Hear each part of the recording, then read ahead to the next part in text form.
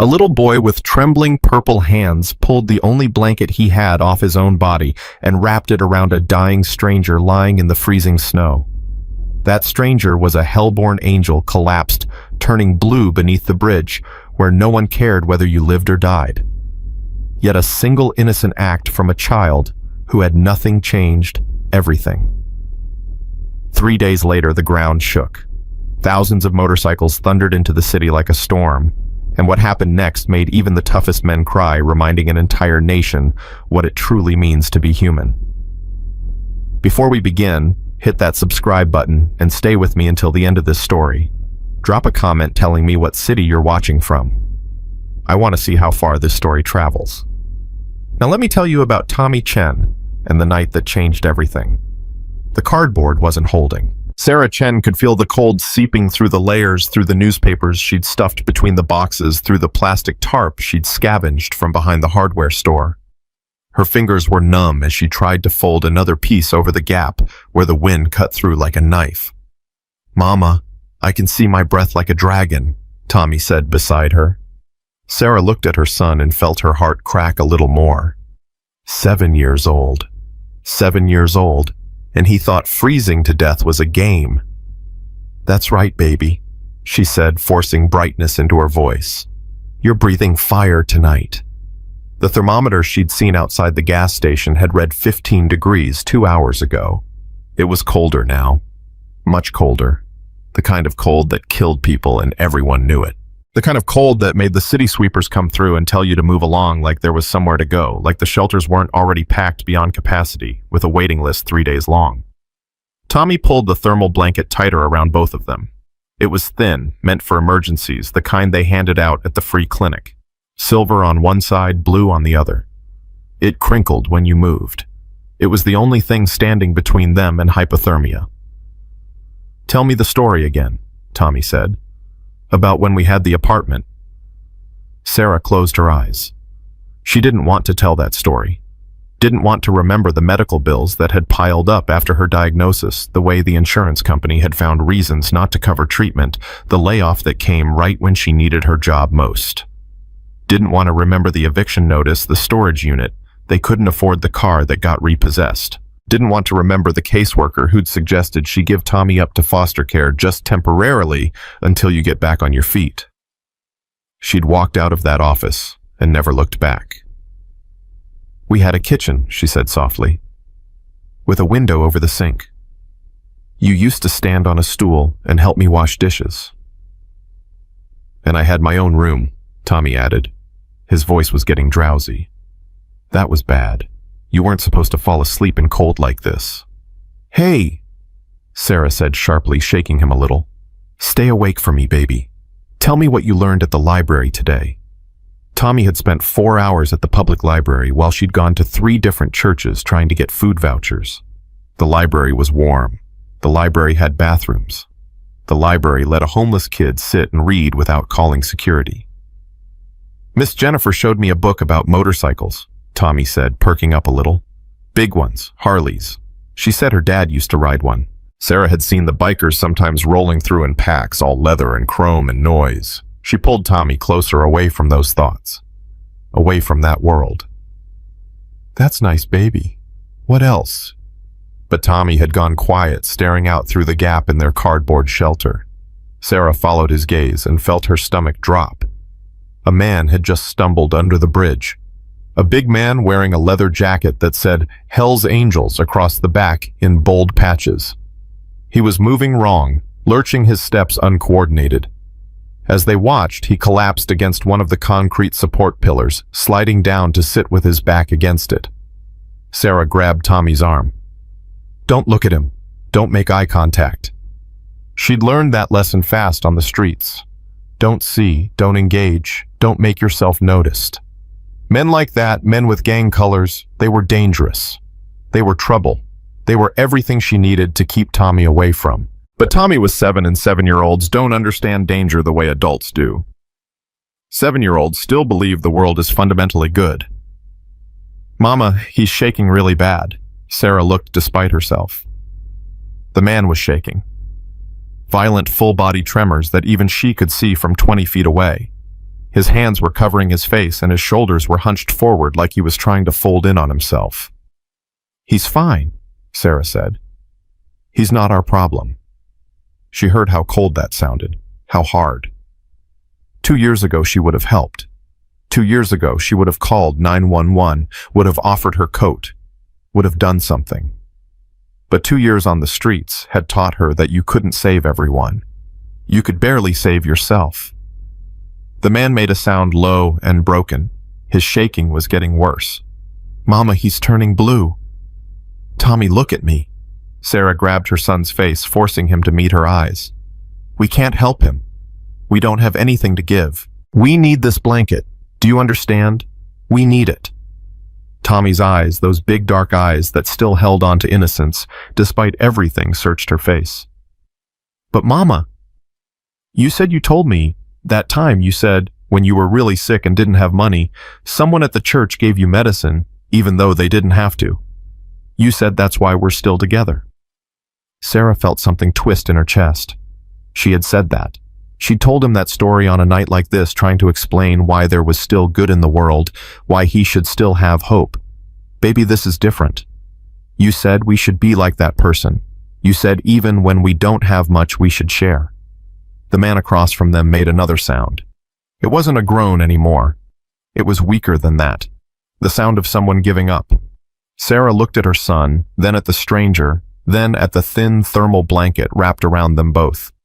She did the math in her head. The gas station 3 blocks away stayed open all night. They could go there, stand inside for a few hours. Maybe the clerk wouldn't kick them out. Maybe. But if they left their spot under the bridge, someone else would take it. And if the police came through again, if they had to move in the middle of the night without shelter, without a blanket, "Mama, please." Sarah looked at Tommy and saw her own face from 2 years ago, before the streets had hardened her, before she'd learned that compassion was a luxury homeless people couldn't afford. "No," she said firmly.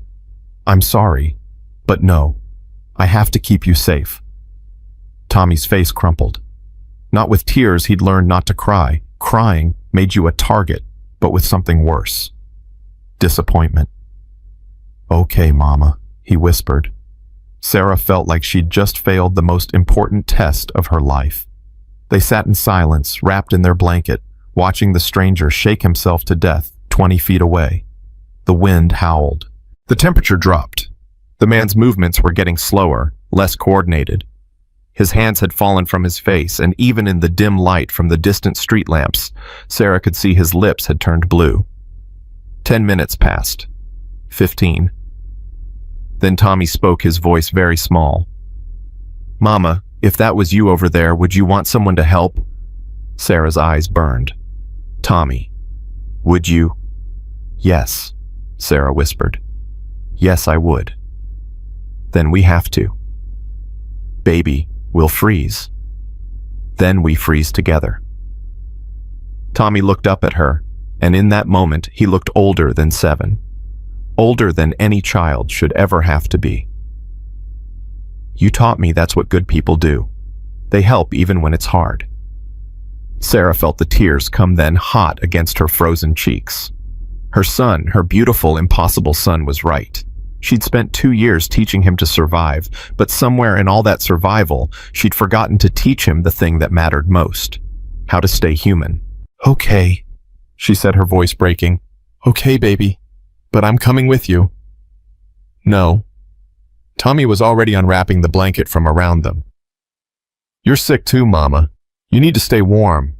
I'll be fast." "Tommy Chen, you listen to me." But he was already moving the blanket clutched in his small hands, walking across the concrete toward the dying stranger.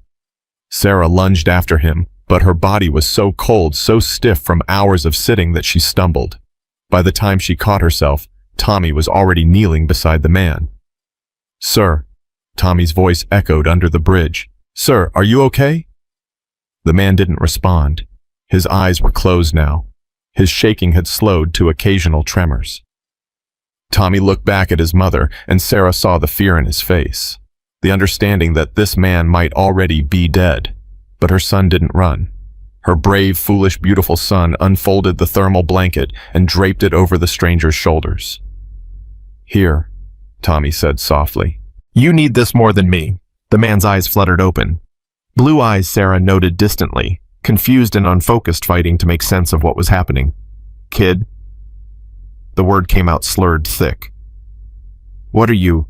"Shh," Tommy said the way Sarah said it to him when he was scared. "You're really cold. This'll help."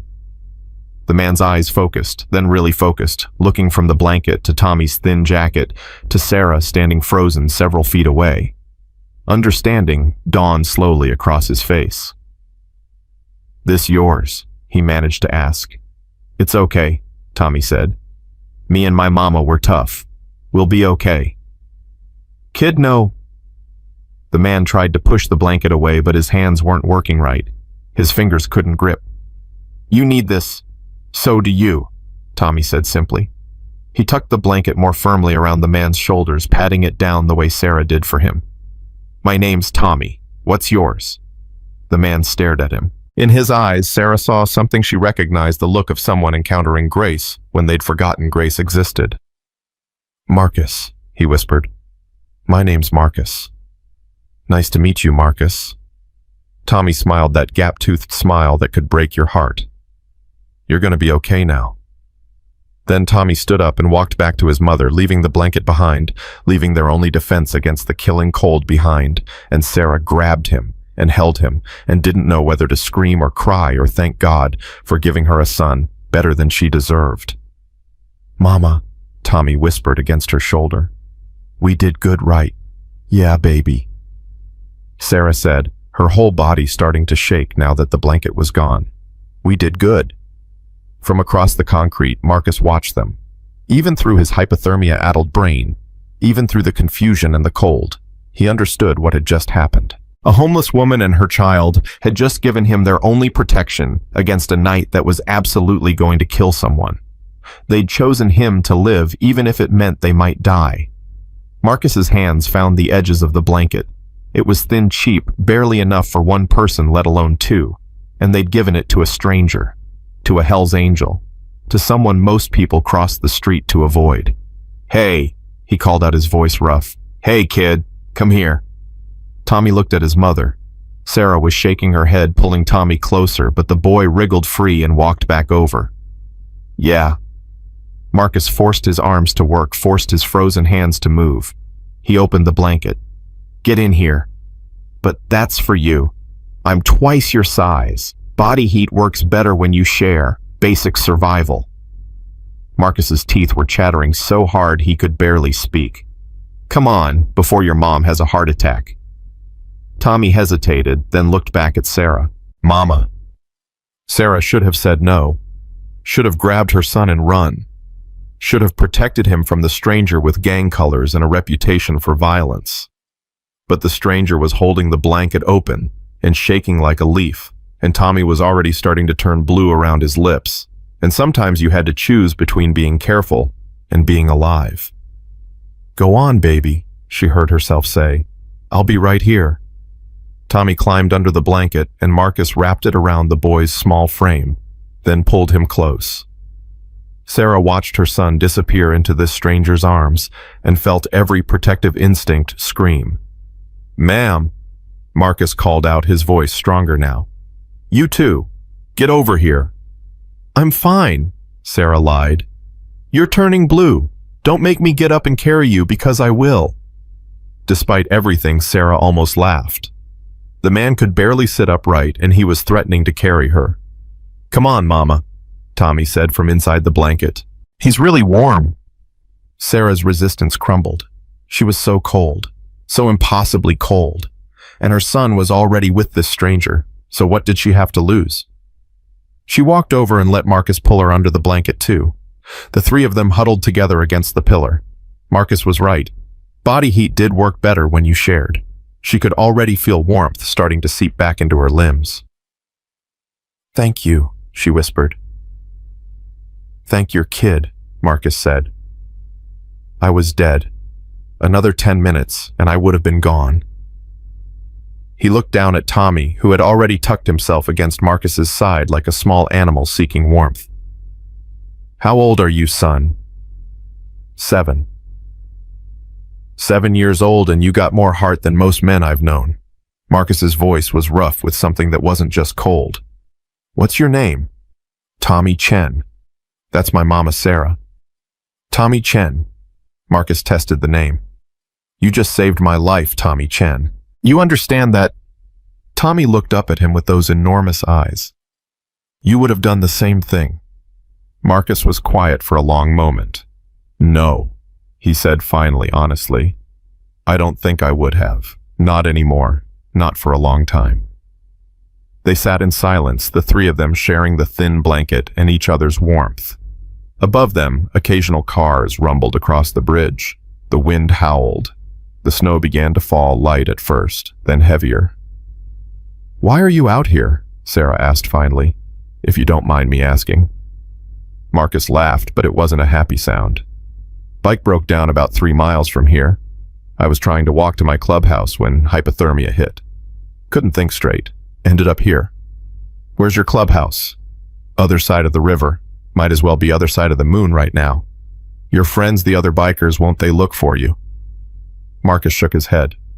"They don't know I'm here. I was riding solo, didn't check in. They probably think I'm at a bar somewhere." His jaw tightened. "By the time they realize I'm missing, it'll be too late." "Not anymore," Tommy said sleepily. "You're going to be okay now." Marcus looked down at the boy, then at Sarah, then out at the snow falling heavier now. "We need to stay awake," he said. "All of us. Falling asleep in cold like this is how people die." "Tell us about your motorcycle," Tommy said, fighting against drowsiness. So Marcus talked. He talked about his Harley, about the open road, about the brotherhood of the club. He talked about rides through the mountains and nights under the stars. He made it sound like freedom, like family, like everything Sarah and Tommy had lost. And Tommy listened, his eyes bright despite his exhaustion. His small body pressed against Marcus's side, warmed by the body heat of a stranger who'd become something else in the span of an hour. Something like hope. The night crawled by. Every hour felt like 10. They took turns telling stories, forcing each other to stay conscious. Sarah talked about the apartment they'd lost, about Tommy's love of books, about the dreams she still had of getting back on her feet. Tommy talked about the library, about Miss Jennifer, who let him stay past closing time, about wanting to be a teacher someday. And Marcus listened, and somewhere in the listening, something inside him broke open. He'd spent 15 years in the Hells Angels, 15 years of loyalty and brotherhood and living by the code. He'd done things he wasn't proud of and things he was. He'd helped people when they needed it and hurt people when they deserved it. He'd thought he understood what loyalty meant. But this kid, this 7-year-old homeless kid who had nothing, had just taught him what real loyalty looked like. When the sky finally started to lighten, turning from black to gray, Marcus made a decision. "Listen to me," he said, his voice firm despite his exhaustion. "Both of you listen." Sarah and Tommy looked up at him. "I'm going to get help. I'm going to walk to my clubhouse, and I'm going to come back with food and blankets and whatever else you need. You understand?" "You don't have to," Sarah started. "Yeah, I do." Marcus cut her off gently. "Your boy saved my life. In my world, that means something. That means everything." "We don't need charity," Sarah said, her voice tight with pride. "This isn't charity. This is a debt." Marcus looked at Tommy. "You ever heard of the Hells Angels, kid?" Tommy nodded. "Miss Jennifer said you're bad guys." Marcus smiled grimly. "Yeah, that's what people say. But you know what we really are? We're family. And when someone saves your life, they become family too. You understand?" Tommy's eyes went wide. "Really?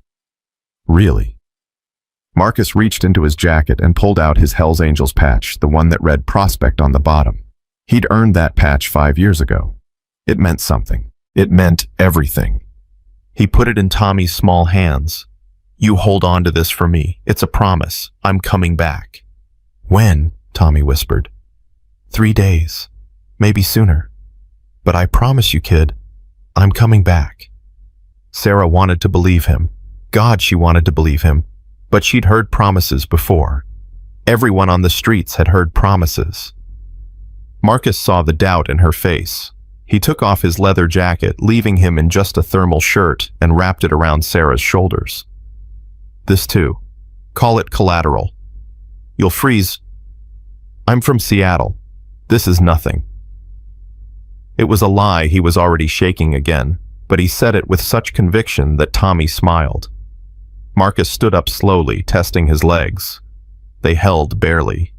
He handed the blanket back to Sarah and Tommy. 3 days, he said again. I swear to God, I'm coming back for you. Then he walked out from under the bridge into the dawn, into the snow, into the freezing morning. Sarah and Tommy watched him go until he was just a dark shape in the distance, then nothing at all. Tommy looked down at the patch in his hands. Mama, will he really come back? Sarah pulled her son close, wrapped them both in the blanket and Marcus's jacket, and tried to believe. I don't know, baby, but we're going to be okay either way. We always are. But as they sat there in the growing light, Sarah found herself hoping. It had been so long since she'd allowed herself to hope. 3 days. That's what he'd said. 3 days until they found out if kindness was still worth something in this world. 3 days until they learned whether Marcus Sullivan was a man of his word. 3 days until everything changed. Under the bridge in the cold morning light, Tommy Chen held onto a Hell's Angels patch and believed. Because 7-year-olds still can. Because 7-year-olds still do.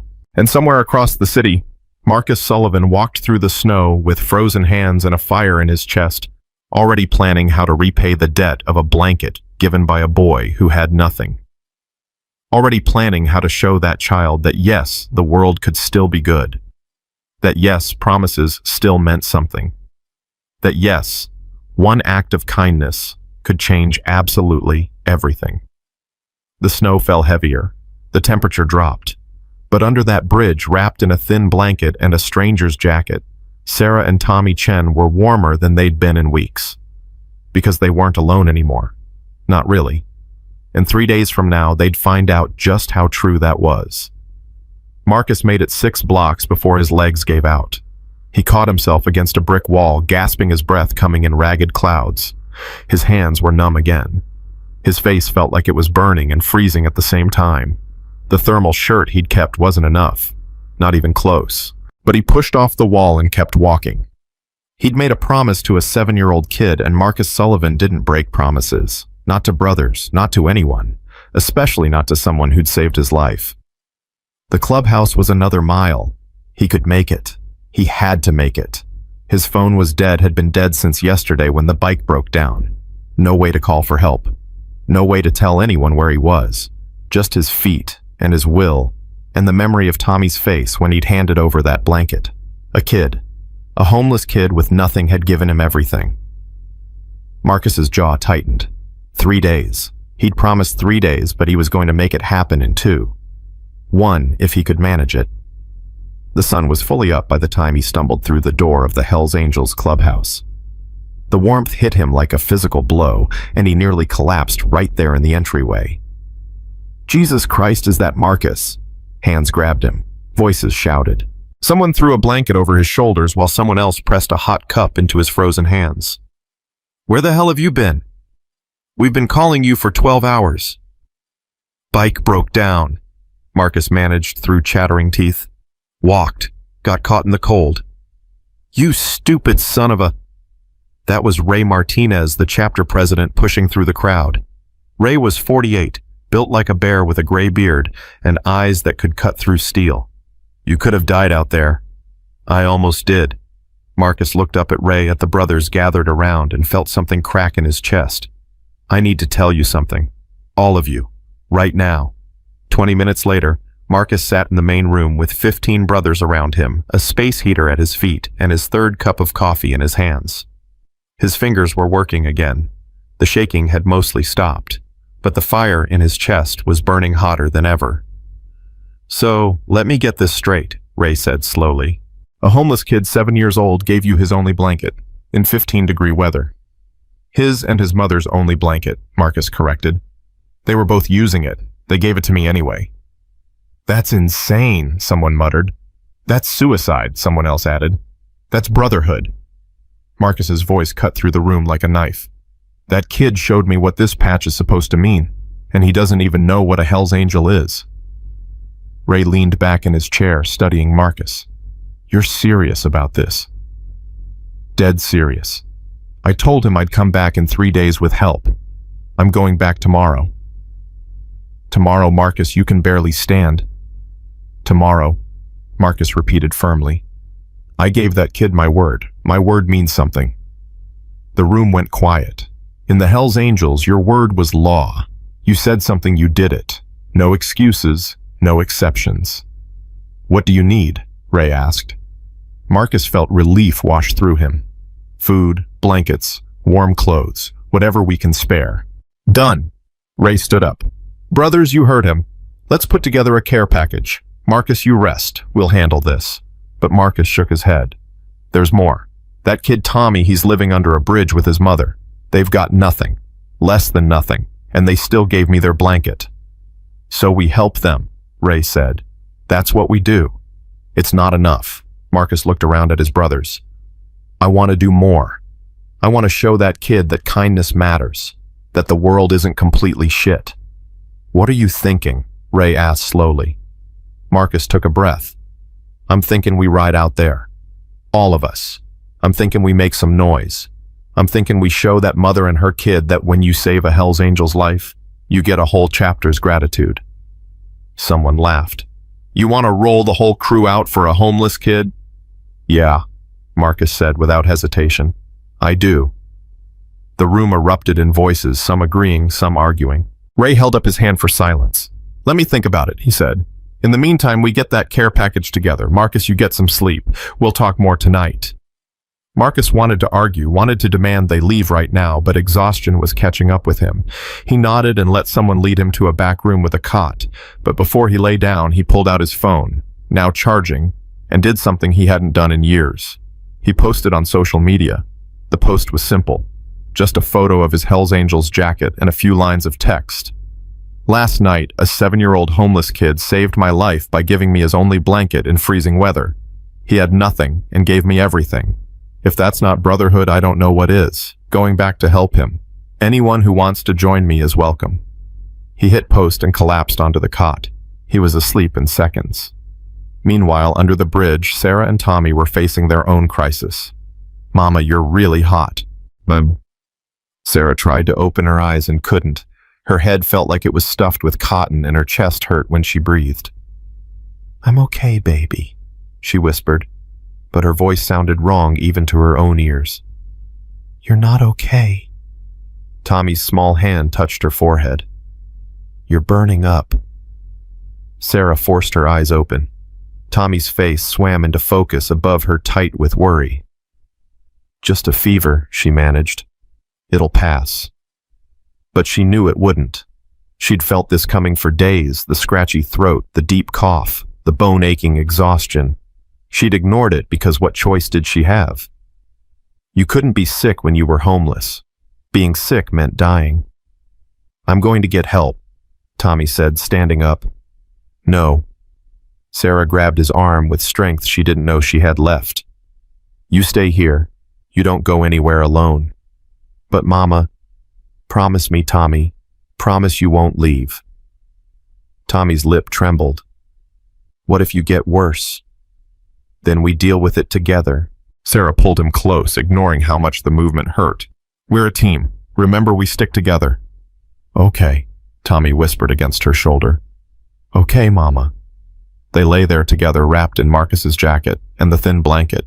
And Sarah tried not to think about pneumonia, about hospitals she couldn't afford, about what would happen to Tommy if she died.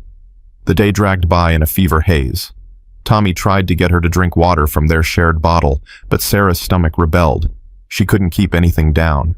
By nightfall, she was worse. Much worse. Mama, please, Tommy begged. Please let me get help. Sarah couldn't answer. The fever had her in its grip, and she was shaking so hard her teeth rattled. Tommy made a decision.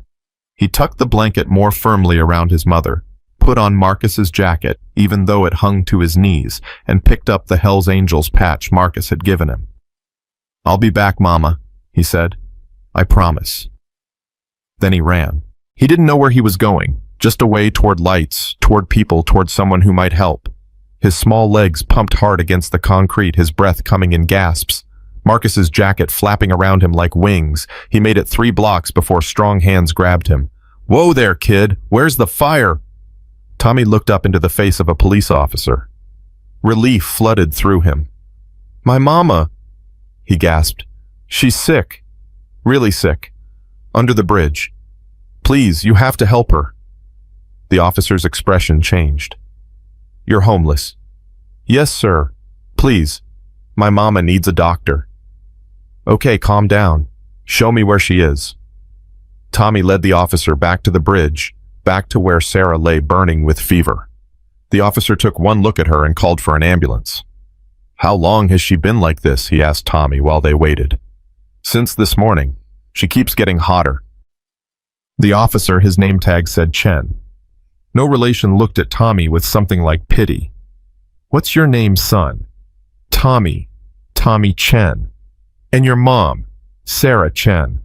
Officer Chen wrote it down. "Anyone else we should call dad grandparents?" "No, sir. It's just us." The ambulance arrived and the paramedics loaded Sarah onto a stretcher. She was barely conscious, mumbling things Tommy couldn't understand. "Can I go with her?" Tommy asked. The officer hesitated. "Kid, I can't let you ride in the ambulance alone. I need to call Child Protective Services." "No." Tommy backed away. "No, you can't take me away from my mama. It's just temporary until she's better. That's what they all say." Tommy was crying now, hot, angry tears streaming down his face. "But temporary becomes forever. I'm not leaving her. Tommy." But Tommy was already running again, diving away from the officer's reaching hands, disappearing into the shadows under the bridge. Officer Chen swore and spoke into his radio. "We've got a runner. 7-year-old boy, Asian, wearing an oversized leather jacket. Last seen heading east on Morrison." But Tommy was fast and small and desperate. He knew these streets in ways the police didn't. He ran until his lungs burned, until his legs gave out, until he collapsed in an alley 3 blocks away and sobbed into Marcus's jacket. His mama was gone. The police were looking for him. He had nowhere to go and no one to call. Except Tommy pulled out the Hells Angels patch from his pocket and stared at it through his tears. Marcus had said 3 days. It had only been 1. But Tommy didn't have 3 days. He didn't even have 1. He needed help now. Meanwhile, back at the clubhouse, Marcus's phone was exploding. He woke up to 53 notifications, then 100, then 200. His post had been shared across the biker community like wildfire. Comments poured in. "This is what brotherhood looks like. That kid showed more heart than most adults. Count me in. Portland chapter here. We're riding with you. Seattle standing by. When do we roll? Sacramento Hells Angels ready to ride. That boy's one of ours now." Marcus sat up staring at his phone in disbelief. The post had gone viral in the motorcycle community. Brothers from chapters he didn't even know were pledging to ride with him. He found Ray in the main room, phone to his ear, coordinating. "Yeah, we can accommodate 50 bikes. No, make it 100. Jesus Christ. How many chapters are responding?" Ray hung up and looked at Marcus. "Your post, it's blown up." "I see that." "Marcus, we've got chapters from 5 states saying they want to ride with us. To help that kid." Marcus felt something swell in his chest. "How many total?" "At last count 300 bikes, and the numbers keep climbing." 300. Marcus couldn't finish the sentence. "It's more than that." Ray pulled up something on his own phone. "Look at this." It was a response post from a rival MC club. "Hells Angels got this one right. Any kid brave enough to save a life deserves our respect. Mongols MC will ride with you. Name the time and place." "The Mongols," Marcus breathed. "There are—" "I know what they are." Ray's voice was tight. "But they're putting aside the rivalry for this. So are the banditos. And the outlaws. Marcus, the entire motorcycle community is rallying." Marcus sat down hard. For Tommy. For Tommy, Ray agreed. For what he represents. That kid reminded everyone what brotherhood is supposed to mean. So what do? Ray smiled, slow and dangerous. We give them a show they'll never forget. We roll tomorrow morning. Every bike, every brother, every patch who wants to ride for that boy. We make some noise. We make sure Tommy Chen knows he's not alone anymore. His mother Sarah, she needs help too. Then we help her. We help both of them. Hell, we help every homeless person under that bridge. Ray clapped Marcus on the shoulder. You started something here, brother. Something bigger than you or me. Now we see it through. That night, the calls came in from everywhere. Oregon, Washington, California, Nevada, Idaho. Chapters checking in, confirming numbers, coordinating arrival times. By midnight, the estimate was 500 bikes. By 2 a.m., it was 700. By dawn, it was approaching 1,000. Marcus stood outside the clubhouse in the cold morning air, watching bikes roll in from every direction. Chrome gleaming, engines roaring, patches from chapters he'd only heard about in stories. They came for Tommy. They came for a 7-year-old boy who'd given a blanket to a stranger. They came because that boy had reminded them what they'd all sworn to be. Brothers. Family. Loyal to the end. Ray walked up beside him. You ready for this? No, Marcus admitted. But we're doing it anyway. Damn right we are. Ray checked his phone. 943 bikes confirmed. We roll in 30 minutes. Marcus thought about Tommy under that bridge, probably scared, probably cold, probably wondering if he'd ever come back. Let's make it 20, Marcus said. I made a promise. I'm already a day late. Ray grinned. 20 minutes it is. The call went out. Engines fired up. The sound was deafening, a rolling thunder that shook windows and set off car alarms for blocks. 943 motorcycles. 943 riders. All headed to one bridge on the east side of Portland. All riding for Tommy Chen. As they rolled out, Marcus felt his phone buzz one more time. A text from an unknown number. This is Officer David Chen, Portland PD. I responded to a call last night about a sick homeless woman named Sarah Chen and her son Tommy. The boy ran when we tried to separate them. If you're the Marcus, he kept talking about the kid needs you. He's got your jacket and won't talk to anyone else. Mother's at Emmanuel Hospital with pneumonia. Find the boy before CPS does, or he goes into the system. Marcus's blood ran cold. Tommy was out there alone. Sarah was in the hospital. And Child Protection Services was hunting for a 7-year-old who would do anything to avoid foster care. He texted back, "On my way, tell me everything." The response came immediately. "Check the alleys between Morrison and Belmont. He knows those streets. And Marcus. That kid saved your life. Don't let the system take him." Marcus showed the text to Ray. Ray's jaw tightened. "Change of plans. We split up. Half the crew goes to the hospital for Sarah. The other half tears apart every alley until we find Tommy. CPS will fight us. Let them try." Ray's voice was steel. "That boy's family now. No one takes family." The convoy split at the river. Half headed to Emmanuel Hospital. The other half, with Marcus in the lead, headed to the east side.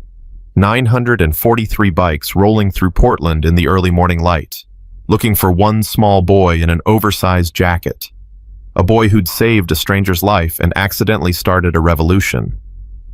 Tommy heard them coming before he saw them. The sound was like nothing he'd ever experienced. A deep rhythmic roar that grew louder and louder until the ground itself seemed to shake. He pressed himself deeper into the alley, clutching Marcus's jacket around him. The police were looking for him. If they found him, they'd take him away from his mama, put him in foster care. He'd heard the stories from other street kids. Foster care was where you disappeared, where you stopped being you. The roar grew closer. Tommy peeked around the corner and froze. Motorcycles, hundreds of them, thousands maybe. They filled the street from sidewalk to sidewalk, chrome glinting in the morning sun, engines thundering like war drums. And on the lead bike, wearing the same leather vest Tommy had seen yesterday, was Marcus. Marcus was scanning the streets, his head turning back and forth, clearly searching for something, searching for someone. Tommy's heart began to pound. Marcus had come back. He'd actually come back. But he wasn't alone. He'd brought an army. Tommy stepped out of the alley, small and fragile against the wall of motorcycles. He raised his hand, still holding Marcus's patch. Marcus saw him. Their eyes met across 30 feet of pavement. The lead bike stopped. All 943 bikes behind it stopped. The engines cut. In the sudden silence, Tommy's voice carried clear and desperate. "They took my mama!" Marcus was off his bike and running before the words finished leaving Tommy's mouth. He dropped to his knees in front of the boy, hands gripping Tommy's shoulders. "I know, kid. I know. We're getting her back." The police said foster care. "Over my dead body." Marcus pulled Tommy into a fierce hug. "You're not going anywhere. Neither is your mom. You understand me? We're family now. All of us." Tommy buried his face in Marcus's shoulder and finally let himself cry. Not the quiet crying he'd learned on the streets, but the full-body sobs of a 7-year-old who'd been too brave for too long. Behind Marcus, 943 bikers watched. Hard men. Dangerous men. Men who'd seen and done things most people couldn't imagine. And every single one of them felt their throat tighten. Ray stepped forward. "Kid, what's your name?" Tommy lifted his head. "Tommy Chen." "Well, Tommy Chen, I'm Ray Martinez. I'm the president of the Portland Hells Angels." Ray held out his hand. "You saved one of our brothers. That makes you one of ours." "You got me." Tommy took Ray's hand with his small one. "Yes, sir." "Good." Ray looked at Marcus. "Let's go get his mother." The convoy reformed. But this time, Tommy rode with Marcus sitting in front of him on the bike, Marcus's arms around him, keeping him safe. They rolled toward Emmanuel Hospital, 943 strong, with a 7-year-old boy at their center. A boy who'd given a blanket to a stranger and received an army in return. The hospital had never seen anything like it. Security tried to stop them at the entrance, failed spectacularly when faced with nearly 1,000 bikers who very politely insisted they were there to help. Marcus walked through the main doors with Tommy's hand in his, Ray on his other side, and a river of leather and patches flowing behind them. They found Sarah's room on the 4th floor. She was a sleeper in her arm oxygen mask over her face. But she was alive. Tommy ran to her bedside. "Mama!" Sarah's eyes fluttered open. She saw Tommy and relief flooded her face. Then she saw Marcus. Then she saw the army of bikers filling the hallway outside her room. "What?" Her voice was hoarse. "Marcus, I promised 3 days," Marcus said quietly. "I'm a little early." "I can see that." Sarah looked at the hundreds of faces staring back at her. "Did you bring friends?" "About 1,000 of them, give or take." Sarah started to laugh, then coughed instead. When she could breathe again, tears were running down her face. "I thought I'd never see Tommy again," she whispered. CPS said, "They were wrong," Ray interrupted gently. "Your boy's not going anywhere, neither are you." "But I can't pay for this." Sarah gestured weakly at the hospital room. "I can't afford." "Already taken care of," Marcus said. "The brothers are covering it, all of it." "I don't understand." Tommy climbed onto the bed beside his mother, careful of the IV. "Mama, they came, all of them, just like Marcus promised." Sarah looked at her son, at Marcus, at the sea of bikers outside her door. "Why?" "Because you raised a boy who saved my life," Marcus said simply. "Because kindness deserves kindness. Because that's what family does." "But we're not your family." Ray smiled. "Yeah, you are. You just didn't know it yet." A hospital administrator appeared nervous, flanked by security. "I'm sorry, but you can't all be here. You're disrupting." "We'll leave," Ray said pleasantly. "As soon as Mrs. Chen's medical bills are settled and we get confirmation that no one's trying to separate her from her son." "That's not how this works." "Sure it is." Ray's smile didn't waver, but his eyes went hard.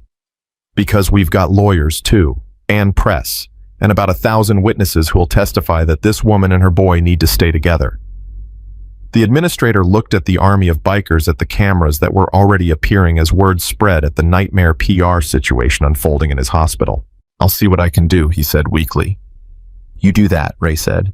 We'll wait." They didn't have to wait long. Within an hour, a different administrator appeared, this one much more senior, with a stack of papers. "Mrs. Chen, your medical expenses have been covered by an anonymous donor. All of them. And we've been contacted by several social workers who've confirmed that there's no reason to separate you from your son." Sarah stared. "Anonymous donor?" The administrator glanced at Ray. "Very anonymous. Insistent on their anonymity, actually." "Thank you," Sarah whispered. "There's more," the administrator continued. "A local organization has offered you temporary housing upon your discharge. Fully furnished apartment, 3 months paid with services to help you get back on your feet." "What organization?" "It's new," the administrator said carefully. "Very new. I believe it was founded this morning." Marcus and Ray exchanged glances. Someone had moved fast, very fast. "Who do I thank?" Sarah asked. "Us," Ray said simply. "All of us. And every brother who rode here because of what your son did." Sarah closed her eyes. When she opened them again, they were full of tears. "I don't know what to say." "Say you'll get better," Marcus told her. "Say you'll let us help. Say you won't give up." "I won't," Sarah promised. "We won't." Tommy hugged his mother tighter. "We're gonna be okay, Mama. We've got family now." And outside in the hallway, 943 bikers stood guard, making sure that promise came true. The news crews arrived within 20 minutes of the bikers. Marcus saw them setting up in the hospital parking lot, cameras pointed at the endless rows of motorcycles, reporters scrambling to understand what was happening. He caught Ray's eye and jerked his head toward the window. "We've got company." Ray looked down at the growing media circus and smiled grimly. "Good. Let them see this. Let the whole damn world see what happens when you show kindness to a Hell's Angel. Ray, if this goes national, then it goes national. You started this, brother. Now we finish it right."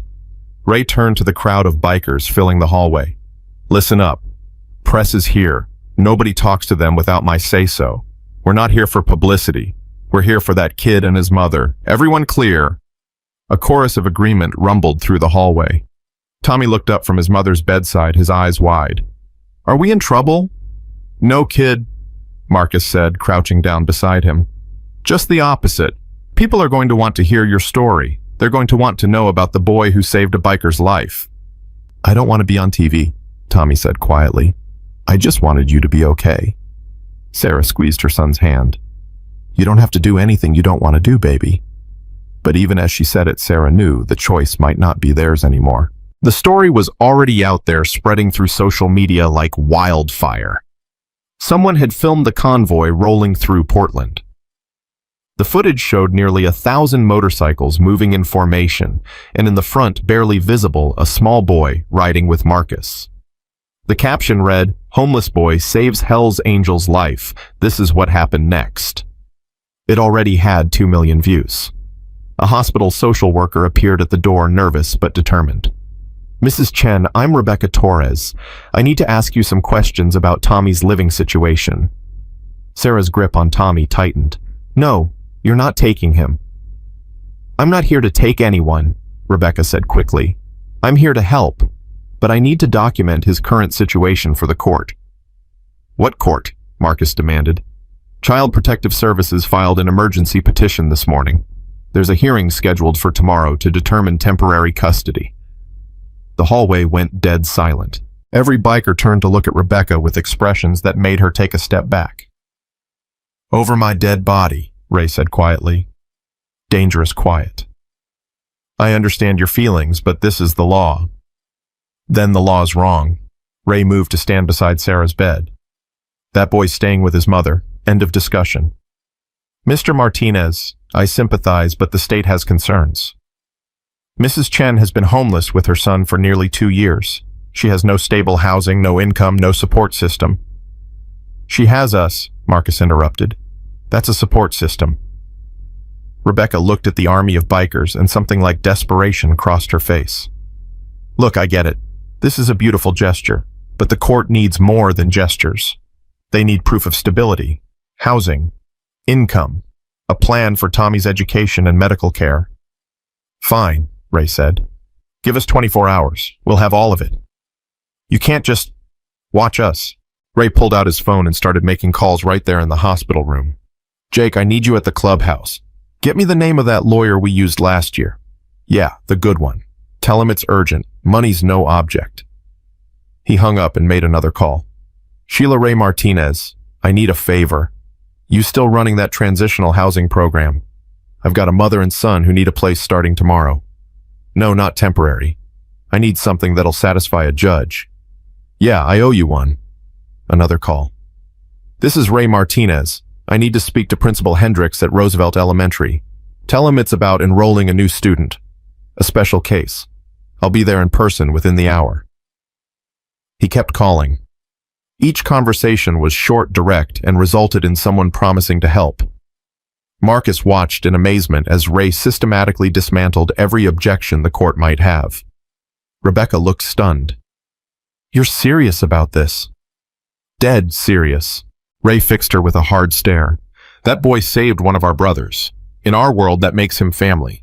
We take care of family. Always. But the hearing is tomorrow. Then, we'll be ready tomorrow. You want stability. We'll show them stability. You want a support system. We'll show them 1,000 men who'd die before letting that kid go into foster care. Ray stepped closer to Rebecca. Now here's what you're going to do. You're going to write in your report that Tommy Chen has a strong support network in place. You're going to recommend he stay with his mother. And you're going to tell CPS that if they try to separate this family, they'll have the fight of their lives on their hands. Rebecca opened her mouth, closed it, then nodded slowly. I'll do what I can. You'll do more than that, Ray said. You'll do what's right. After Rebecca left, Sarah started crying. Not quiet tears, but deep, wrenching sobs that shook her whole body. Hey, Marcus said gently. It's okay. We've got this. You don't understand, Sarah gasped. I've been fighting for 2 years to keep him. 2 years of running from CPS, of hiding, of being terrified every time I saw a police car. And you did in 30 minutes what I couldn't do in 2 years. That's because you were alone, Ray said. You're not alone anymore. Tommy climbed fully onto the bed and wrapped his arms around his mother. See, Mama, I told you. We've got family now. Sarah held her son and cried harder, but this time Marcus recognized the tears for what they were. Not fear, not desperation. Relief. Pure, overwhelming relief. The hospital administrator returned an hour later with more news. Mrs. Chen, I've been authorized to inform you that your stay here is fully covered. Additionally, we're going to keep you for observation for 3 days to make sure the pneumonia is completely resolved. 3 days. Sarah's voice cracked. What about Tommy? Where will he? He stays with me, Marcus said immediately, if that's okay with you. Sarah looked at this man she'd known for barely 48 hours. This dangerous man with gang colors and a reputation. This man who'd just mobilized an army for her son. You'd do that? Sarah, your kid saved my life. I'd walk through fire for him. Marcus looked at Tommy. What do you say, buddy? Want to stay at the clubhouse for a few days? Tommy's eyes went wide. Really? Really? We've got a spare room. Nothing fancy, but it's warm and safe. And I promise your mom no one's going to hurt you. Not while I'm breathing. Sarah wanted to say no. Every protective instinct screamed at her to keep Tommy close. But she was exhausted, sick, and drowning in medical needs. And more than that, she could see the way Marcus looked at her son. Like Tommy mattered. Like he was worth protecting. Okay, she whispered. But Tommy, you call me every night, twice a day if you can. I will, Mama, I promise. Marcus stood. Ray, can you stay here with Sarah? Make sure no one bothers her. Already planned on it, Ray said. He pulled a chair up beside Sarah's bed and settled in like he was planning to stay forever. Mrs. Chen and I are going to have a nice long talk about her future, and anyone who wants to mess with that future has to go through me first. Sarah looked at Ray, this grizzled, dangerous-looking man who'd appointed himself her guardian, and felt something crack open in her chest. Hope. Real hope for the first time in 2 years. Marcus took Tommy's hand. "Come on, kid. Let's go see your new temporary home." They walked out through the hallway of bikers, and every single one of them reached out to touch Tommy's shoulder or ruffle his hair as he passed. Little gestures of acceptance, of family. Outside, the press was waiting. Cameras flashed. Microphones appeared. "Mr. Sullivan, is it true a homeless boy saved your life?" "Marcus, what made you organize this convoy? How many bikers are here? What's the boy's name?" Marcus held up his hand and the questions stopped. He looked at the cameras, at the reporters, at the thousands of people who would see this footage. "Yeah, it's true. A 7-year-old homeless kid named Tommy Chen saved my life by giving me his only blanket in freezing weather. He had nothing and gave me everything.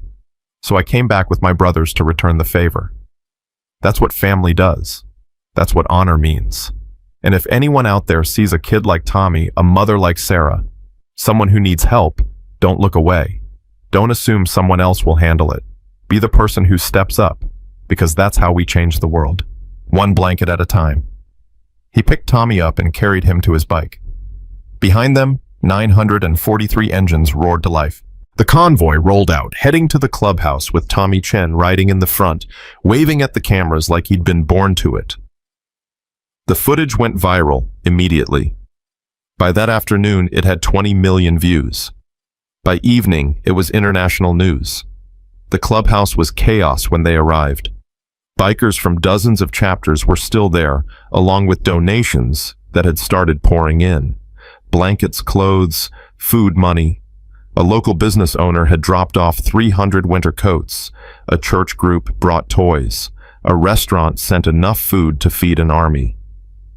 "What is all this?" Tommy breathed. "This is what happens when people see kindness," Marcus said. "They want to be part of it.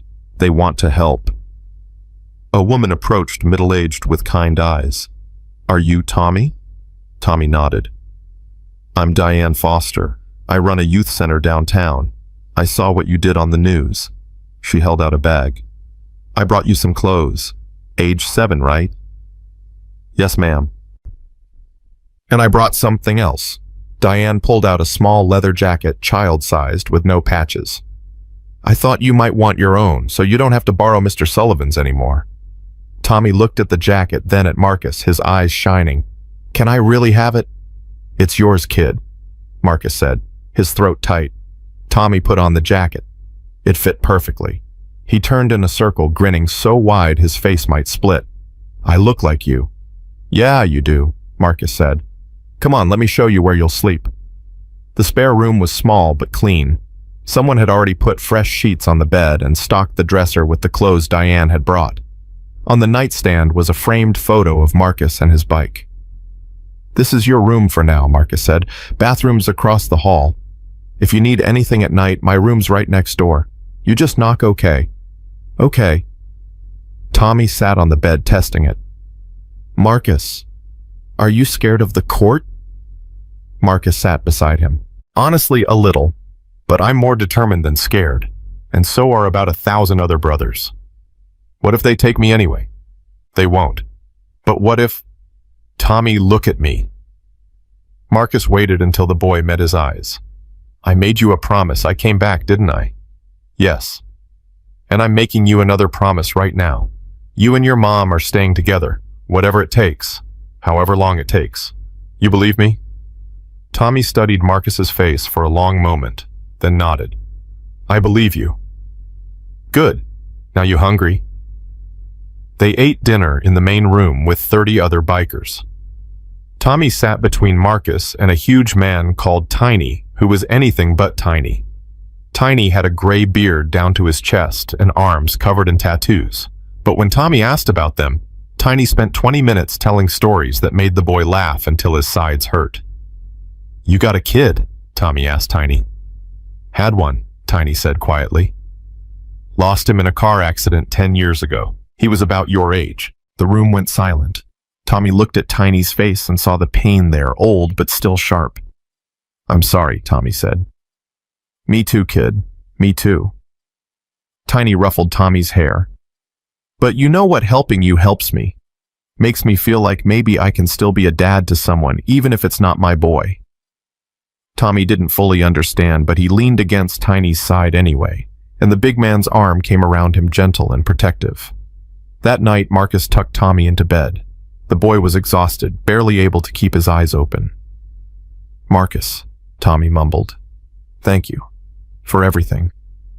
You saved my life, remember? This is just payback." "No," Tommy said.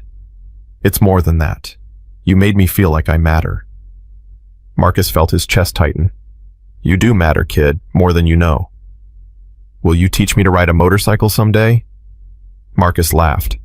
"Ask your mom when she's better. But yeah, I'll teach you. When you're old enough. Promise. Promise." Tommy's eyes closed. Within seconds, he was asleep. Marcus stood there for a long time watching this kid who'd stumbled into his life and changed everything. Then he went back to the main room where Ray was waiting. "Kid, okay?" Ray asked. "Better than okay. Ray, about tomorrow." "Already handled. Lawyers meeting us at the courthouse at 8. Housing is confirmed. School enrollment paperwork is ready. We've got character witnesses lined up. Half the state's bikers have offered to attend the hearing." "That might be too much," Marcus said. "Maybe, but I'd rather overwhelm them with support than give them any reason to doubt." Ray leaned back.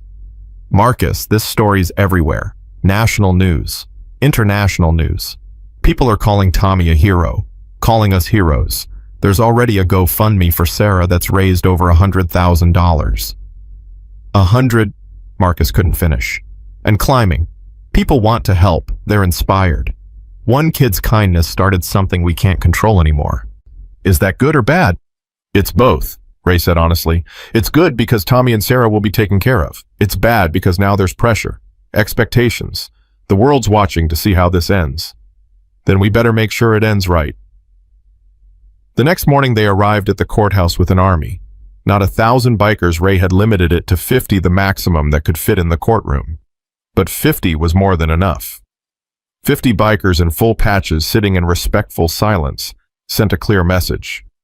This family is protected. Sarah arrived in a wheelchair, still weak but determined to be there.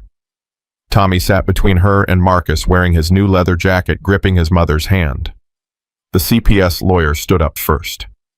Your Honor, the state's position is simple. Mrs. Chen has been homeless with her minor son for nearly 2 years. She has no stable housing, no employment, no support system. While we recognize the generosity shown by these individuals, we question whether it's sustainable. The state recommends temporary foster care while Mrs. Chen works to establish stability. Sarah's hand tightened on Tommy's. The boy didn't make a sound, but Marcus could feel him trembling. Their lawyer, a sharp-eyed woman named Catherine Wells, stood. Your Honor, may I present evidence of Mrs. Chen's current situation? She laid out document after document. A signed lease for a 2-bedroom apartment paid for 6 months. A job offer from a medical billing company willing to work with Sarah's health needs. Letters of support from 53 individuals, including business owners, community leaders, and yes, members of the Hellsangels MC. School enrollment forms for Roosevelt Elementary already approved. Mrs. Chen now has stable housing, imminent employment, and a support network of over 1,000 individuals who have pledged to help her and her son. This is not a temporary gesture, Your Honor. This is a community coming together to ensure this family stays together. The judge, an older woman with steel gray hair, studied the documents. She looked at Sarah, at Tommy, at the 50 bikers sitting silent and watchful in her courtroom. Mrs. Chen, can you stand? Sarah struggled to her feet, Marcus immediately there to support her. Tell me what happened, the judge said. In your own words. Why were you homeless with your son? Sarah took a shaky breath. I got sick, Your Honor. Chronic illness that insurance wouldn't fully cover. I lost my job, then my apartment. I tried to get help, but I fell through every crack in the system. So I did what I had to do to keep Tommy safe. I kept him fed, kept him clean, made sure he got to the library to read and learn. I never asked for handouts. I just tried to survive.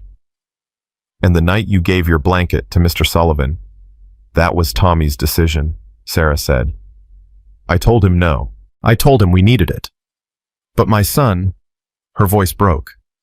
My son is a better person than I am. He couldn't watch someone die, even when it meant risking his own life. The judge turned to Tommy. Young man, do you understand what could have happened if you'd frozen to death? Tommy nodded. Yes, ma'am. But Marcus was dying. I had to help. Why? Tommy thought about it, his face serious. Because if I can help and I don't, then what kind of person am I? My mama taught me that.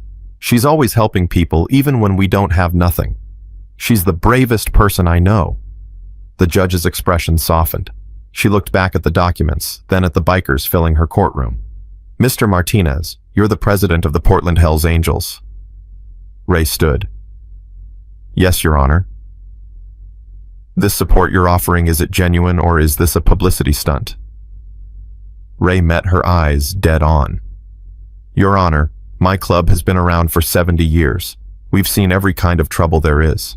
But we've also seen every kind of loyalty, every kind of brotherhood. What Tommy did, giving his blanket to Marcus, that's the kind of act that defines what we're supposed to be. It reminded us why we wear these patches. So no, this isn't a stunt. This is us living up to our code. Family first. Loyalty forever. That kid's family now. So is his mother. And we don't abandon family. The courtroom was dead silent. The judge took off her glasses and rubbed her eyes. In 30 years on the bench, I've never seen anything like this. She looked at the CPS lawyer. The state's concerns are noted, but they're also irrelevant. Mrs. Chen now has everything the state wanted her to have. Housing, employment, support. More support than most families ever see. She looked at Sarah. Mrs. Chen, I'm denying the petition for removal. Tommy stays with you, but I'm also ordering quarterly check-ins for the next year to ensure stability continues. Understood. Sarah collapsed back into the wheelchair, sobbing. Thank you. Thank you so much. The judge smiled. Thank your son, and Mr. Sullivan, and apparently half the motorcycle clubs in the Pacific Northwest. She banged her gavel. Case dismissed. The courtroom erupted. Bikers were hugging each other, some crying openly. Marcus picked Tommy up and spun him around while the boy laughed and screamed with joy. Ray approached the bench. Your Honor, thank you. Don't thank me. You did this, all of you. The judge hesitated. Mr. Martinez, I've presided over a lot of cases involving your club, usually not so pleasant. This was something different. People see the patches and the bikes and think they know us, Ray said, but we're more than our reputation. We're men who believe in loyalty, in honor, in protecting those who can't protect themselves. That's always been true. People just don't usually notice. I notice now, the judge said quietly. I notice now. Outside the courthouse, the press was waiting again, but this time Ray let Sarah speak. She stood still, weak but steady, with Marcus supporting her on one side and Tommy holding her hand on the other. I want to thank everyone who helped us. Sarah said, her voice barely above a whisper, but carrying in the silence. 2 days ago, I thought I'd lost everything. I thought they'd take my son. I thought we'd never be a family again. But then these men, these supposedly dangerous men, they showed me what real family means. They showed me that kindness isn't dead, that people still care. She looked at Marcus. Thank you for keeping your promise. Thank you for raising a kid who saved my life, Marcus said simply. Tommy raised his hand, still holding Marcus's patch. Can I say something? Marcus lifted him up so he could see the cameras. I just wanted to say, Tommy's voice was small but clear. If you see someone who needs help, you should help them. Even if it's hard, even if it's scary. Because that's what makes us good people.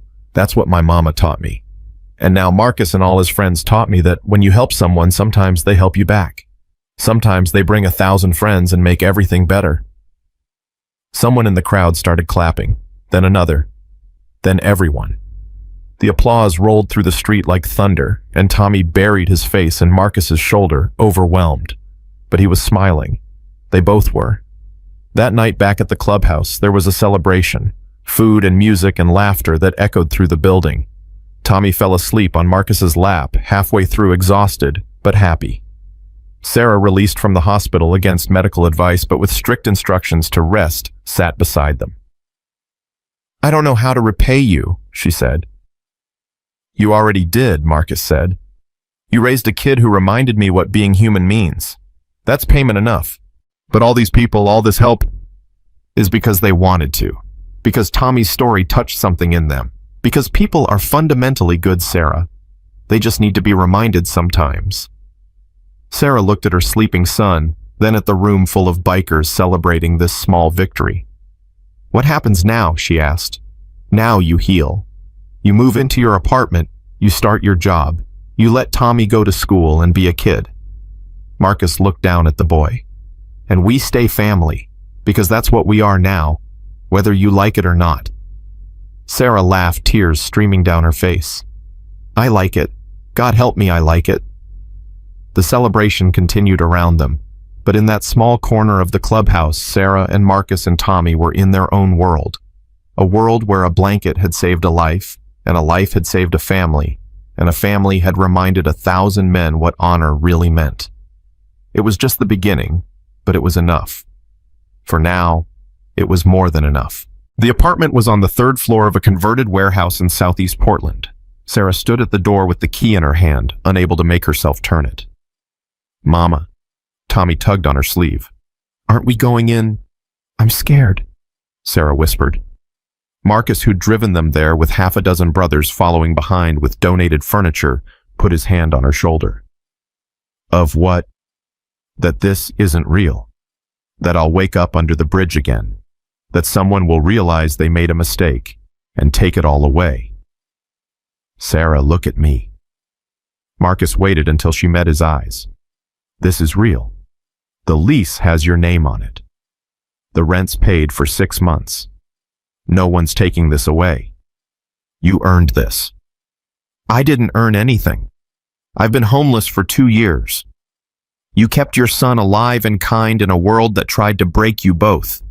You taught him to help a stranger even when you had nothing. That's earning it, Sarah. That's earning everything." Sarah's hand shook as she turned the key.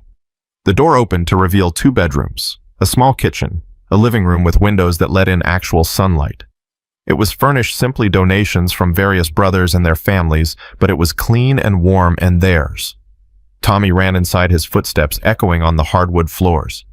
Mama, look, I have my own room."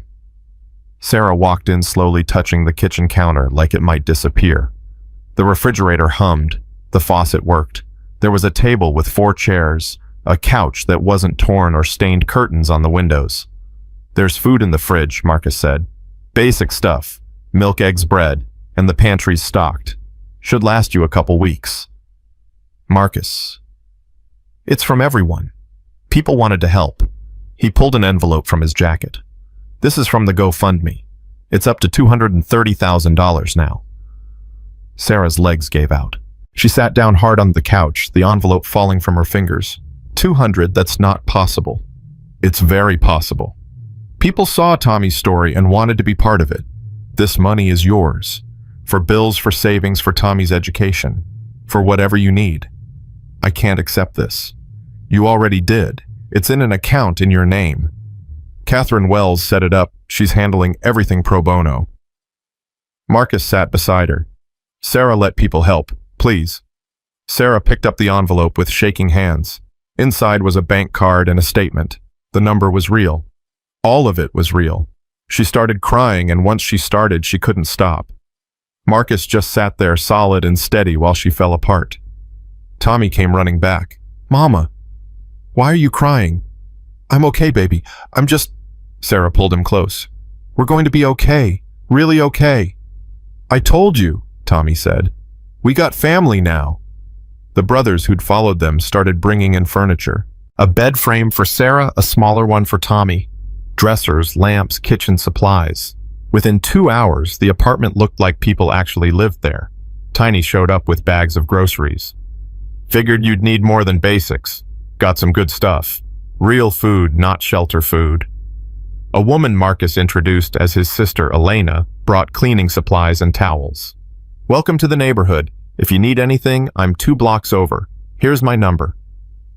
By evening, the apartment was full of people Sarah didn't know, but who treated her like family. They brought gifts, shared stories, made sure Sarah and Tommy had everything they could possibly need. When everyone finally left, Sarah and Tommy stood alone in their new home. "Is this really ours?" Tommy asked.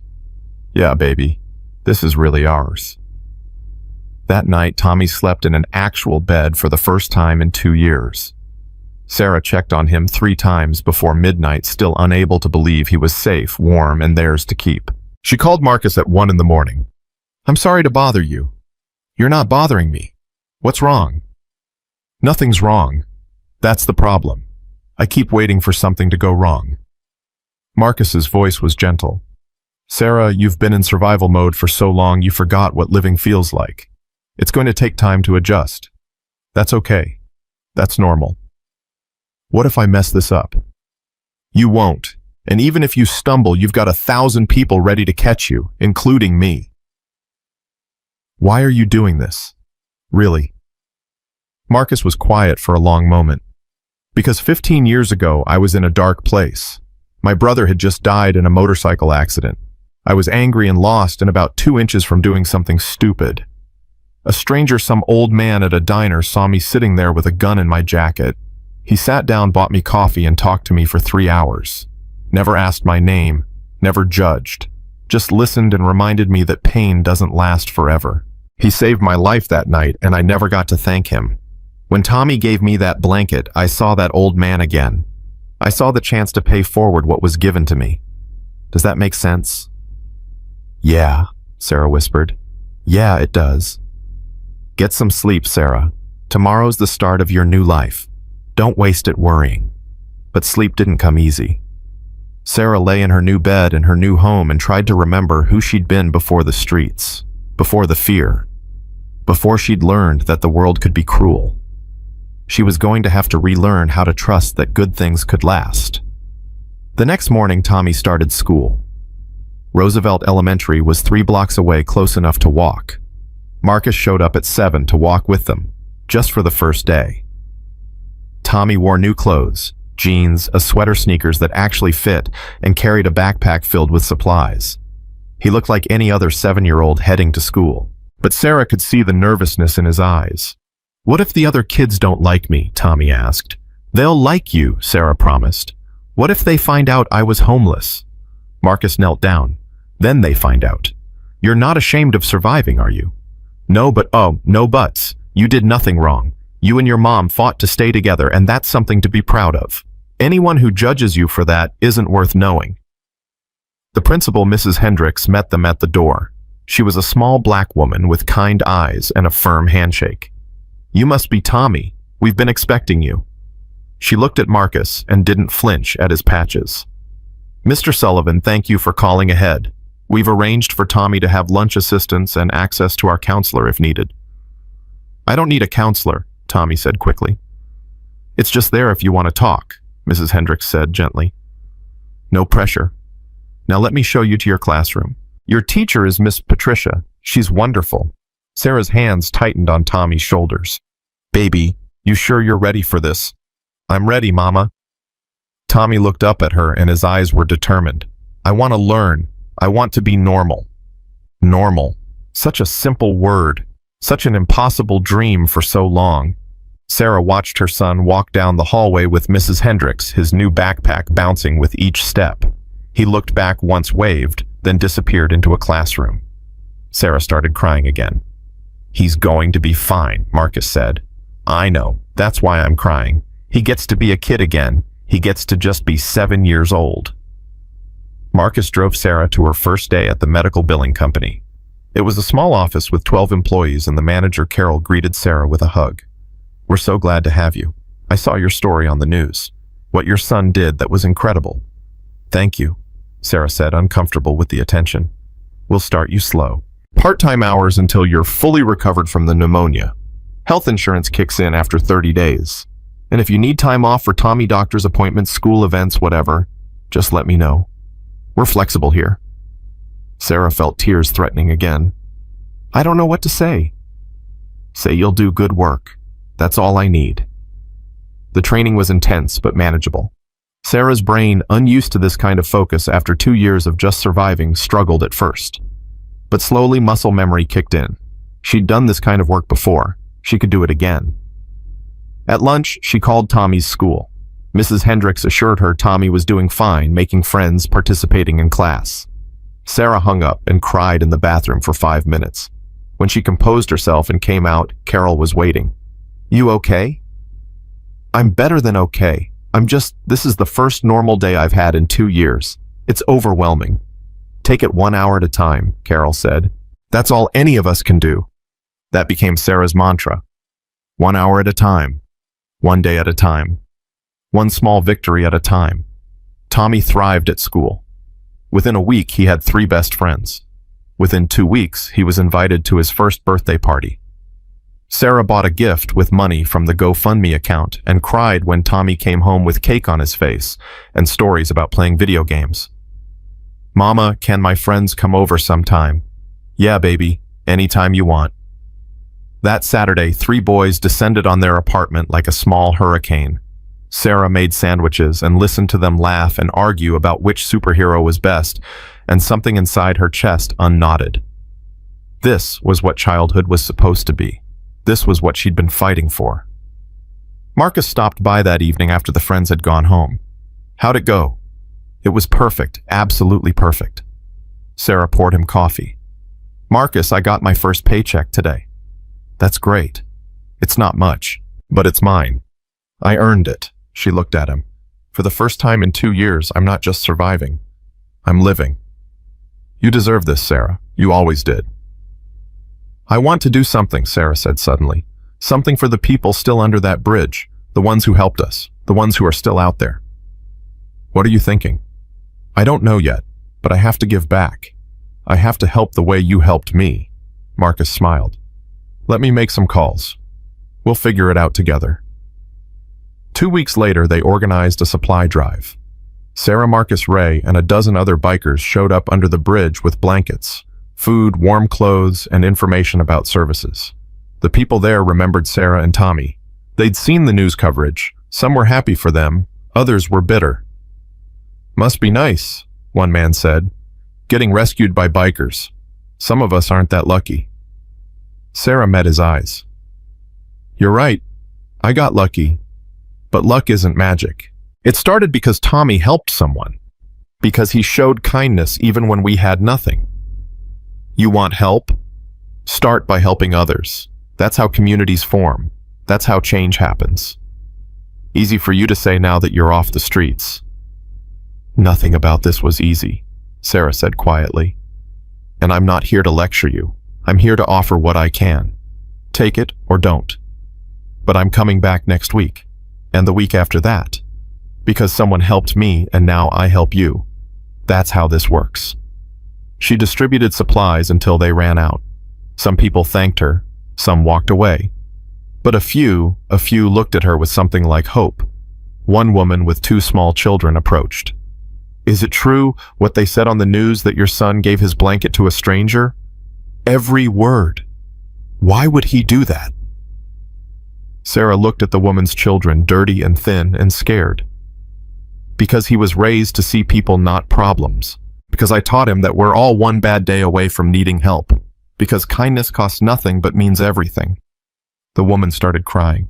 I have kids. I can't keep them warm. CPS is looking for me. I don't know what to do. Sarah took her hand. What's your name? Jennifer. Jennifer, I'm going to give you my number. And the number of a social worker who helped me. Her name is Rebecca Torres.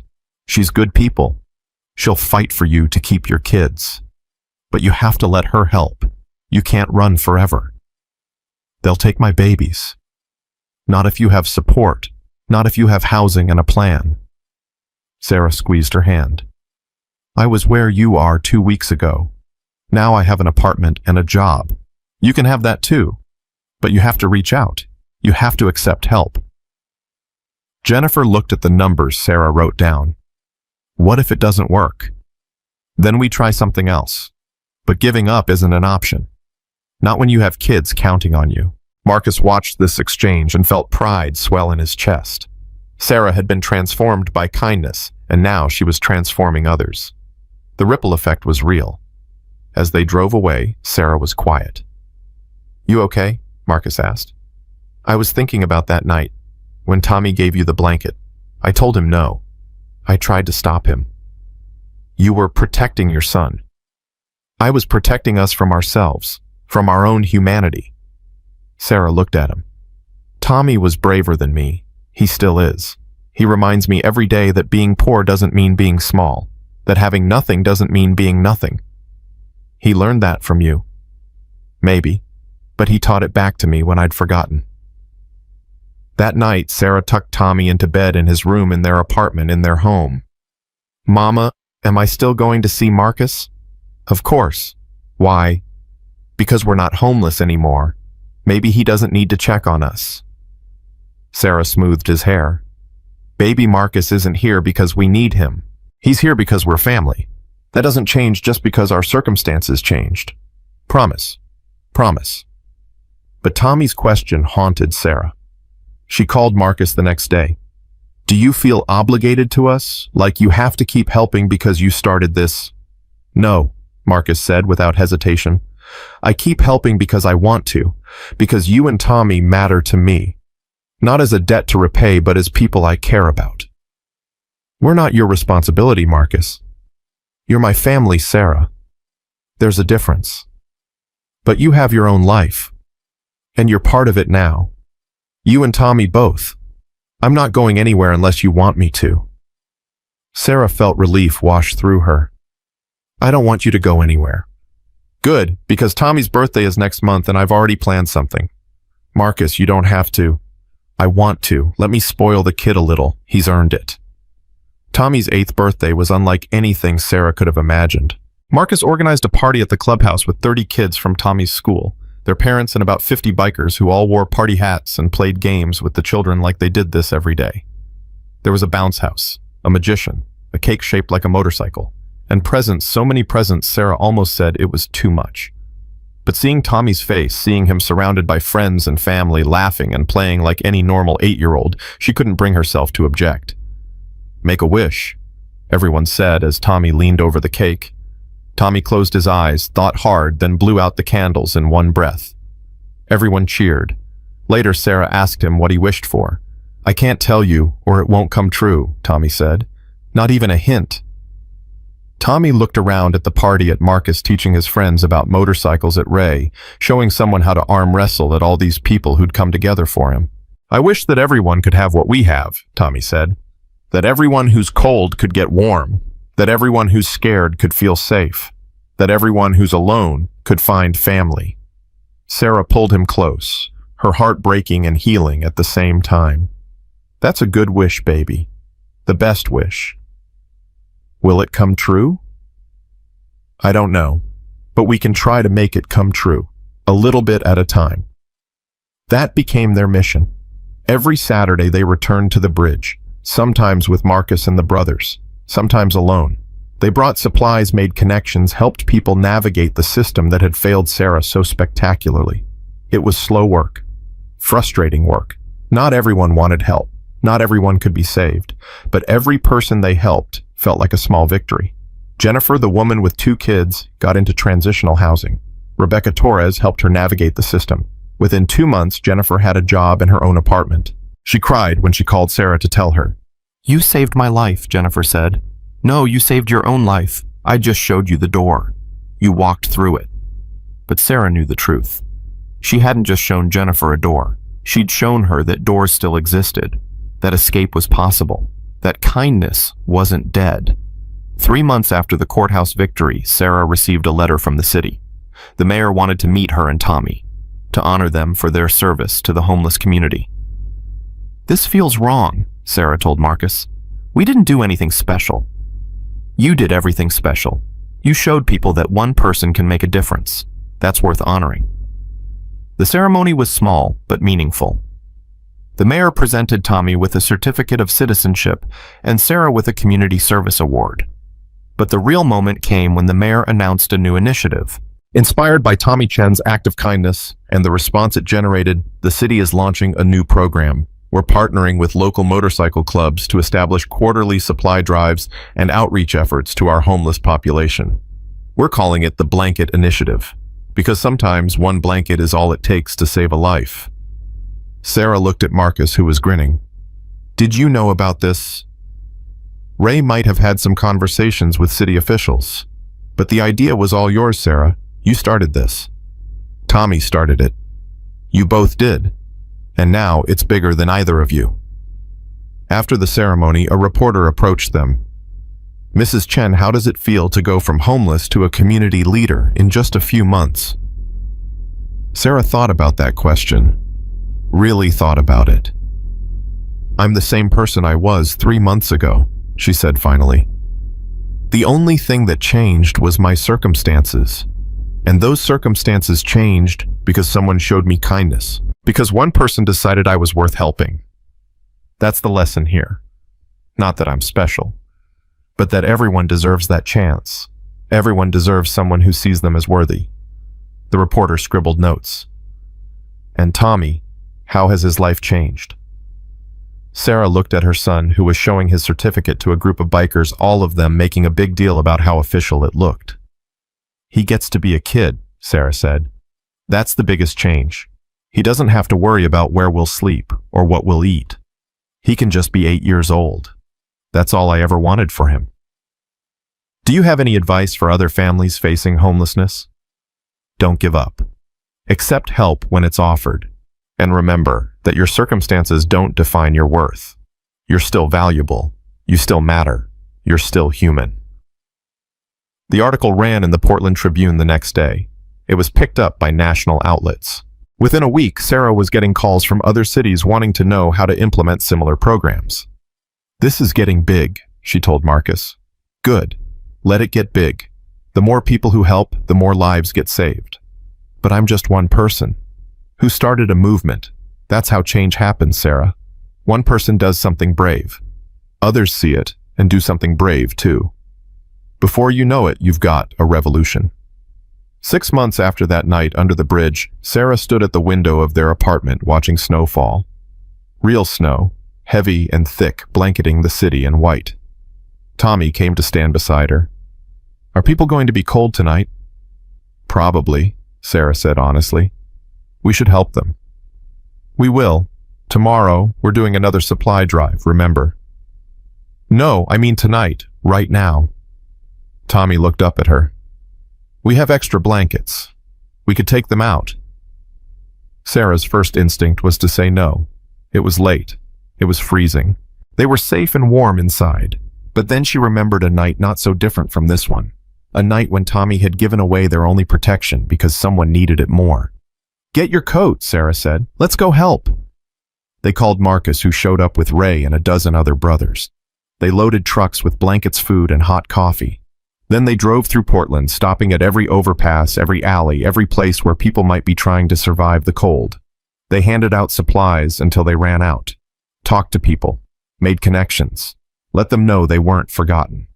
It was 3 a.m. when they finally got back to the apartment. Tommy was asleep on his feet.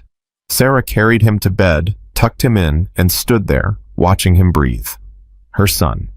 Her brave, beautiful, impossible son, who'd saved a stranger and accidentally saved them both. Marcus appeared in the doorway. You okay? Better than okay. Sarah looked at him. Marcus, thank you. For everything. For keeping your promise. For giving us a chance. For showing Tommy that the world can be good. You gave me something too, Marcus said. You reminded me why I wear this patch, why brotherhood matters, why we fight for people who can't fight for themselves. He touched Tommy's sleeping head gently. This kid changed my life, Sarah, changed all our lives, and we're better for it. Sarah walked Marcus to the door. Will you come for dinner tomorrow? I'm cooking. I'll be here. Marcus paused. Sarah, you know you don't have to keep thanking us, right? This isn't a debt. This is just what family does. I know, but I'm going to keep thanking you anyway. Because gratitude matters. Because remembering where we came from matters. After Marcus left, Sarah stood at the window again, watching the snow fall on a city full of people who needed help. She couldn't save them all. No one could. But she could save some. One blanket at a time. One act of kindness at a time. One person at a time. Just like Tommy had saved Marcus. Just like Marcus had saved them. The ripple effect was real. And it was just beginning. 1 year. 365 days since that freezing night under the bridge. Sarah marked the anniversary by waking up in her own bed in her own home with her son safe in the next room. She'd been keeping track, couldn't help it. Every morning she woke up warm and secure felt like a small miracle she needed to acknowledge. Tommy burst into her room at 6:30, already dressed. "Mama, come on, we're going to be late." "Late for what, baby? It's Saturday." The anniversary event, Marcus said everyone's meeting at the bridge at 8. "Don't you remember?" Sarah had forgotten. No, that was a lie. She'd been trying not to think about it. Going back to that bridge, to that place where they'd almost died, felt wrong somehow, like tempting fate. "Tommy, I'm not sure. Please, Mama. We have to go. This is important." Sarah looked at her son's face and couldn't say no. At 8 years old, Tommy had grown 3 inches and gained 15 pounds. He looked healthy now, happy. But his eyes still held that old wisdom, that understanding of suffering that no child should have. "Okay," she said. "Let me get ready." They arrived at the bridge at 7:45. Sarah wasn't prepared for what she saw. Hundreds of people were already there. Bikers, yes, at least 200 motorcycles lined the streets, but also families. City officials, news crews, and dozens of people Sarah recognized from the homeless community. Some faces she knew from their Saturday supply runs. Others were strangers. Marcus found them immediately. He'd aged this year too, but in a good way. The hard edges had softened. He smiled more. "Hey, you made it." He hugged Tommy, then Sarah. "How you feeling?" "Nervous," Sarah admitted. "I don't know why we're doing this." Because a year ago, something important happened here. Because people need to remember. Because hope needs celebrating. Marcus gestured to the crowd. "Come on, there are people who want to meet you." He led them to a small stage that had been set up. Ray was there along with the mayor Rebecca Torres and several others Sarah didn't recognize. "What is this?" Sarah asked. "This," Ray said, "is the first annual Blanket Day. A celebration of what your son started, what you continued, what became a movement." The mayor stepped forward. "Mrs. Chen, Tommy, we wanted to do something special for this anniversary, to honor what you both did and to show the impact it's had on our city." She gestured to someone off to the side. A large covered board was wheeled forward. Over the past year, the Blanket Initiative has helped 347 homeless individuals in Portland. 92 have found permanent housing. 115 have gained employment. 43 families have been reunited. And 12 people who would have died on the streets are alive today because of this program. The mayor pulled the cover off. It was a memorial board with photos and names. Sarah saw Jennifer and her 2 kids. Saw men and women she'd handed blankets to. Saw faces she'd talked to, helped connected with services. "These are the lives you've touched," the mayor said. "These are the people who are here today because one boy gave a blanket to a stranger." Sarah felt her knees go weak. Tommy grabbed her hand, and they stood there together staring at all those faces. "But that's not all," Ray said. "The Blanket Initiative has spread. Seattle started one 3 months ago. Sacramento has one, Eugene, Tacoma, Boise, Las Vegas. 17 cities across 7 states now have programs based on what happened here, based on what Tommy did. That's over 2,000 people helped," Marcus added. 2,000 lives changed because your son decided kindness mattered more than survival. Tommy looked up at his mother. "Did we really do that?" "You did that, baby. You started all of it." A woman stepped out of the crowd. She was young, maybe 25, holding a baby. "Tommy, Mrs. Chen, I'm Christina. You probably don't remember me." Sarah studied her face. Something familiar about the eyes. "The bridge," Sarah said suddenly. "You were living here last year, with your boyfriend." "My ex-boyfriend," Christina corrected. He left when things got hard. But I stayed. And I watched what happened with you and Marcus. Watched you come back every Saturday to help. 3 months ago, I finally got the courage to accept help. Rebecca got me into housing. I got clean, got my baby back from CPS. She held the infant closer. His name is Tommy. I named him after your son, because your Tommy showed me that good people still exist. Sarah started crying. Christina was crying. Tommy was trying not to cry and failing. Thank you, Christina whispered. Thank you for not giving up on people like me. More people came forward, each with a story. Each with a connection to that night or to the Saturdays that followed. Each life touched by one act of kindness that had rippled outward like a stone thrown in still water. An older man with a gray beard approached. Tommy, I'm Harold. I was one of the men who mocked you that night, who said no one was coming to save you. Tommy's eyes widened. I remember. I was wrong. So wrong. And watching what you started, watching how you changed this city, it changed me too. Harold's voice cracked. I've been sober 4 months now. I have a job. I'm rebuilding my life. Because you showed me that if an 8-year-old can be brave, so can I. Tommy hugged him, this strange old man who'd once been cruel, and Harold hugged him back, this child who'd proven him wrong about everything. Ray stepped up to the microphone. Before we start the main event, I want to say something. A year ago, my club got a reputation boost we didn't ask for. People called us heroes, said we'd changed. But the truth is, we didn't change. Tommy Chen just reminded us who we've always been. Brothers who protect the vulnerable. Men who honor loyalty. People who believe actions matter more than words. He looked at Tommy. Kid, come up here. Tommy climbed onto the stage, small but unafraid. Ray knelt down to his level. Tommy Chen, on behalf of every charter of the Hells Angels Motorcycle Club, I want to make something official. Ray pulled out a patch.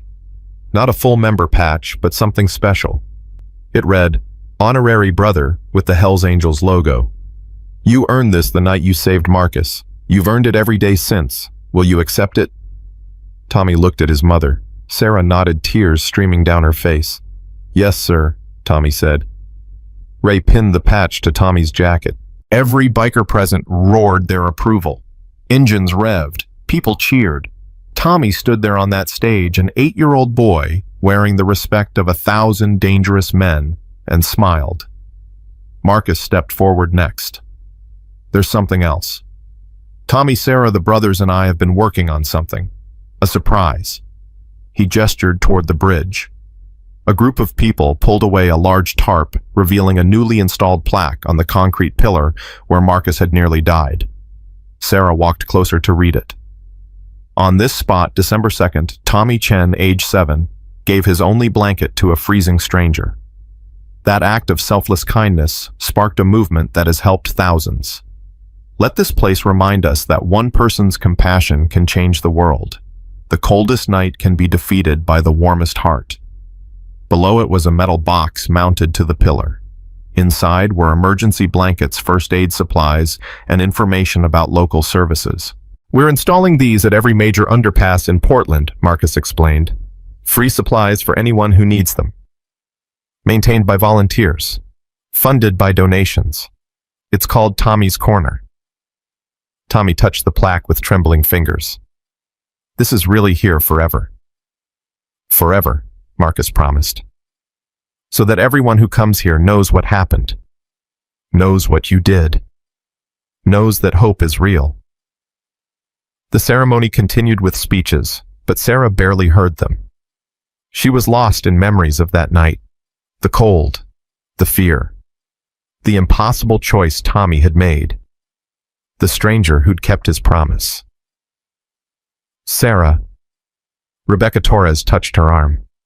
Can I talk to you for a minute? They stepped away from the crowd. Rebecca looked nervous.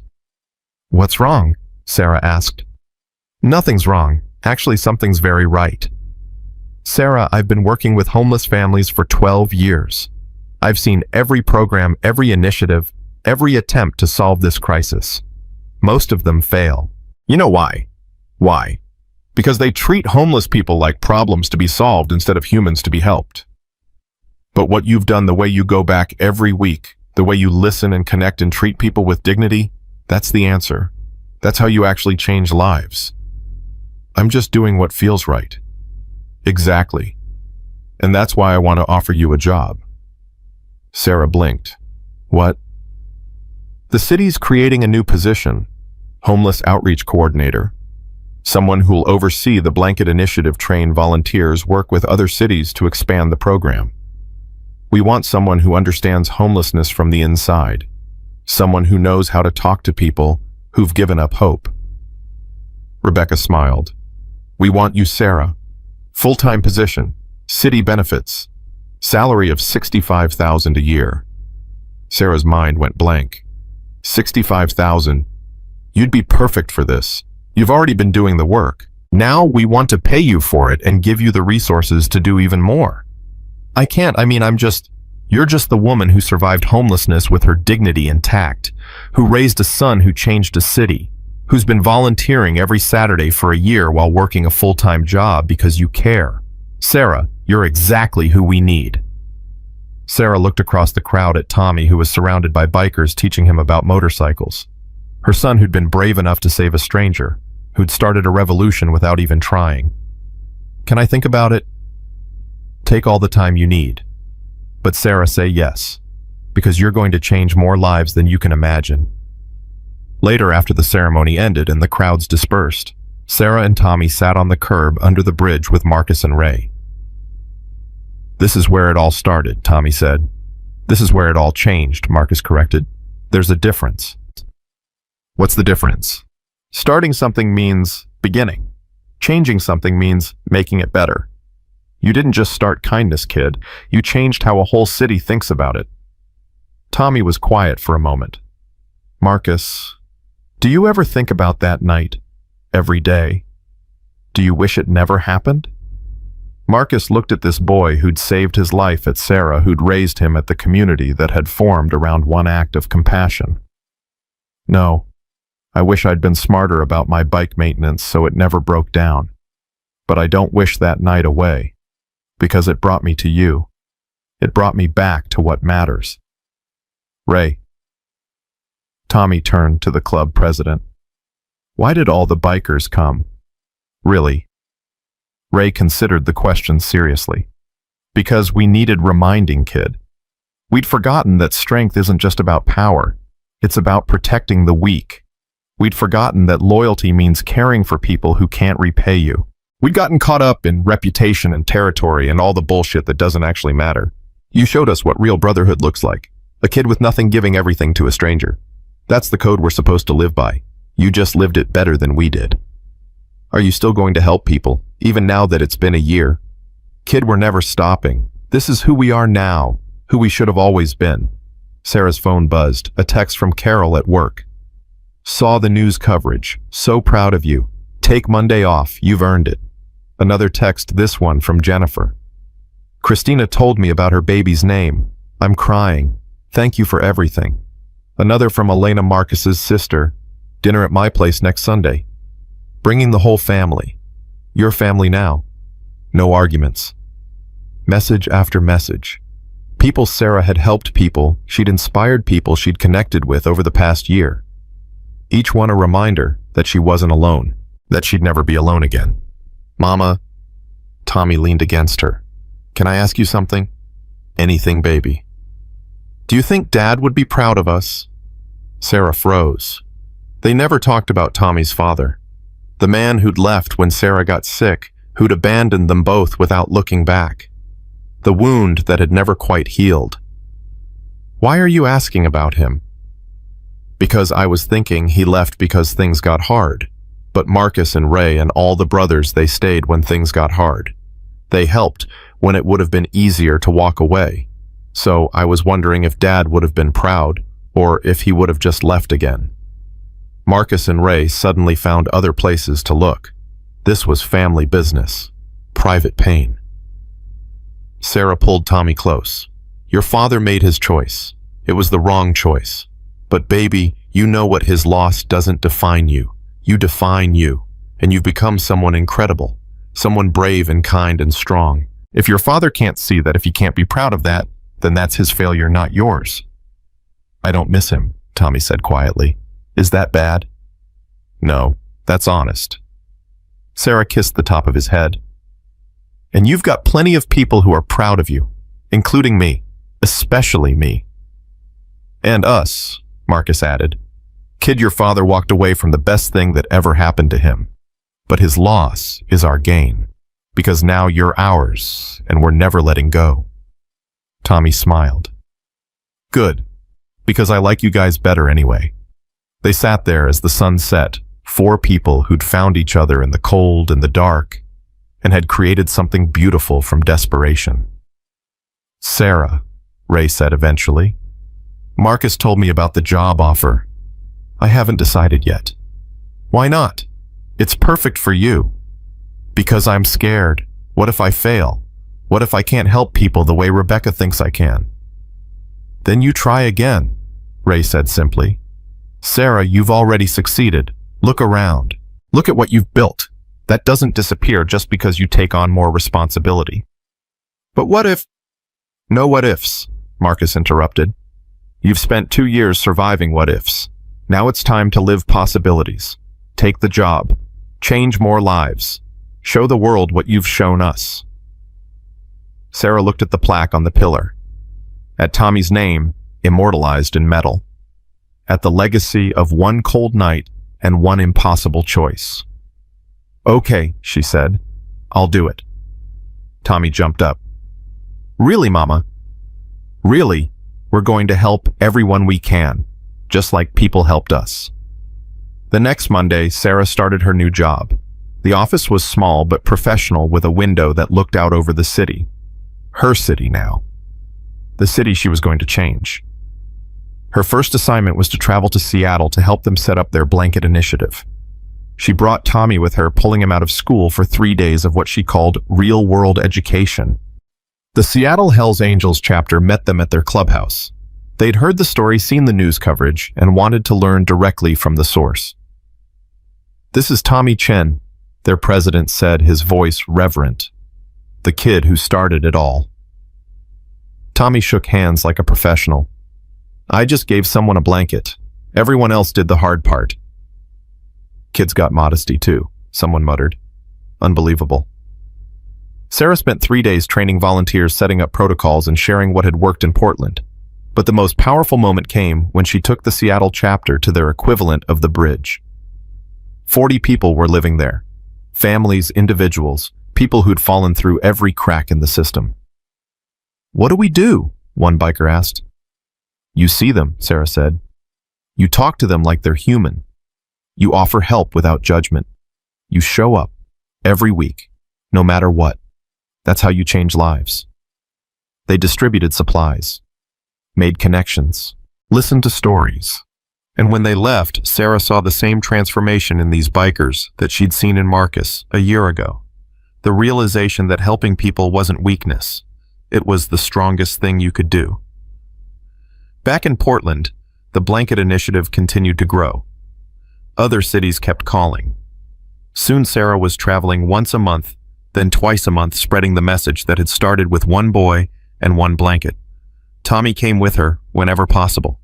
He'd become a symbol, the face of childhood kindness, and people wanted to meet him, to hear his story directly. Don't you get tired of telling it? Sarah asked him after one particularly long day of interviews. No, Tommy said, because every time I tell it, someone else gets inspired. Someone else decides to help. That's worth being tired. 8 years old and wiser than most adults Sarah had ever met. 6 months after the anniversary, Sarah received a letter from the governor. The state wanted to implement a statewide version of the blanket initiative. They wanted Sarah to lead it. This is getting too big, she told Marcus. I'm not qualified for this. You're the only person qualified for this. You lived it. You understand it. You've proven it works. Marcus took her hands. Sarah, you're changing the world. Stop doubting yourself and just do it. What if Tommy suffers? What if he needs me and I'm too busy saving everyone else? Then you make time for him. But Sarah, look at your son. Does he look like he's suffering? Tommy was in the living room doing homework while listening to music. He'd made the honor roll again, had friends who called him every night, played soccer on weekends, was exactly the normal happy kid Sarah had fought so hard to give him. He's thriving, Sarah admitted, because he's proud of you, because he sees you helping people and learns that that's what matters in life. You're not neglecting him by doing this work. You're showing him how to be a good human. Sarah took the job, statewide coordinator, an office in Salem, a team of 12 people working under her, a budget that made her dizzy, and the work expanded. More cities, more lives changed, more families reunited, more people pulled back from the edge. 1 year became 2, 2 became 3. The anniversary ceremonies grew larger each year, more survivors sharing stories, more programs launched, more proof that kindness could be systematic, sustainable, and transformative. Tommy turned 10, then 11. He grew tall and confident, the shy homeless boy completely transformed into a young man who understood his power to inspire change. "Mama," he said on his 11th birthday, "I want to start a youth version of the Blanket Initiative. Kids helping kids." "Tommy, that's a lot of responsibility." "I can handle it. And kids listen to other kids better than they listen to adults. We can make a difference." He was right. Within 6 months, youth blanket brigades existed in 43 schools across Oregon. Kids organizing supply drives, visiting shelters, learning about homelessness and compassion in equal measure. Tommy led them all. This boy who'd once had nothing now had a platform, a voice, and a mission. Marcus watched it all with pride so fierce it sometimes hurt. "That's my kid," he'd tell anyone who'd listen. "He changed my life." "He changed everyone's lives," Ray would correct, including his own. On the 5th anniversary of that night under the bridge, 5,000 people gathered for the ceremony. It had become a national event covered by every major news outlet. The mayor was there, the governor, representatives from 17 states with blanket initiatives, and standing on the stage, 11 years old and fearless, Tommy Chen told his story one more time. "I was 7 years old and freezing to death. My mom and I had one blanket between us, and there was a man dying right in front of us. I had a choice. Keep the blanket and maybe survive, or give it away and maybe die. I chose kindness, not because I was brave, but because my mama taught me that we're all one bad day away from needing help. And if I could help, I had to help." He paused, looking out at the thousands of faces watching him. 5 years ago, I gave a blanket to a stranger. Today, because of that one blanket, over 20,000 people have been helped. 20,000 people have found housing, food, medical care, hope. That's not because I'm special. That's because kindness multiplies. One act inspires another, which inspires another, until you have a movement. The crowd was silent, hanging on every word. So here's what I want to say to everyone watching this. You have a blanket. Maybe it's not a real blanket. Maybe it's time or money or just attention. But you have something you can give to someone who needs it more. And when you give it, you start a ripple. You change a life. And that life changes another life. And before you know it, you've changed the world. Tommy held up the original thermal blanket, now framed and preserved. The blanket that had saved Marcus's life. The blanket that had started everything. This blanket represents every act of kindness ever given without expecting anything back. It represents every person who chose compassion over comfort, every human who decided that other people matter. That's what we're celebrating today. Not me, not my mama, not the bikers who showed up, but the idea that we can be better, that we can help each other, that we're all in this together. He set the blanket down gently. 5 years ago, I was homeless and scared and cold. Today, I'm standing here because strangers became family, because one person kept his promise, because people decided I was worth saving. And now I'm asking all of you to make that same decision for someone else. Find your blanket, give it away, start your own ripple, because that's how we fix this broken world. One act of kindness at a time. The applause was deafening. People were crying, Sarah was crying, Marcus was crying. Even Ray, the toughest man Sarah had ever met, was wiping his eyes. After the ceremony, a young girl approached Tommy. She couldn't have been more than 8. Her clothes were dirty, her hair tangled. Homeless Sarah recognized immediately. "Are you really Tommy Chen?" the girl asked. "Yeah, what's your name?" "Lily. I live under the bridge on Morrison Street with my mom." Tommy knelt down to her level. "Is your mom okay?" "She's sick, like your mom was. I'm scared they're going to take me away." Tommy looked at Sarah. Sarah looked at Rebecca Torres, who'd stayed close by. Rebecca nodded and immediately pulled out her phone to start making calls. Tommy took Lily's hand. "That's not going to happen. We're going to help you. Your mom's going to get better. You're going to stay together, I promise." "How do you know?" "Because 5 years ago I was exactly where you are, and people helped me. Now it's my turn to help you. That's how this works." Lily started crying. Tommy hugged her, this stranger who was really just a younger version of himself. "You're going to be okay," he whispered. "I promise." And he was right. Rebecca got Lily's mother into emergency medical care within 2 hours, got them into housing within 2 days. Within 2 weeks, Lily was enrolled in school, and her mother was recovering. One more life changed. One more ripple in the water. Sarah watched it all and felt overwhelming pride. Her son, her beautiful, brave son, had become exactly who she'd raised him to be. Someone who saw suffering and couldn't look away. Someone who had power and used it to lift others up. That night, back at their apartment, the one they'd lived in for 5 years now, the one that was truly home, Sarah tucked Tommy into bed, even though he insisted he was too old for that. "Mama, can I tell you something?" "Always. I'm glad everything happened the way it did. I'm glad we were homeless. I'm glad I met Marcus. I'm glad we struggled. Baby, I know that sounds weird, but if none of that happened, we wouldn't be here. We wouldn't have helped all those people. I wouldn't know what I know about being strong and being kind. So yeah, it was hard. It was really hard, but it made us who we are, and I like who we are." Sarah kissed his forehead. "I like who we are too. And Tommy, you made us who we are. Your courage, your compassion, your choice that night to give away our blanket, that's what changed everything. We changed it together, Mama. You, me, Marcus, Ray, all the brothers, everyone. That's the point. We can't do it alone, but together. Together we can do anything." Sarah turned out his light and went to her own room. Marcus was waiting on the couch. He came over most nights.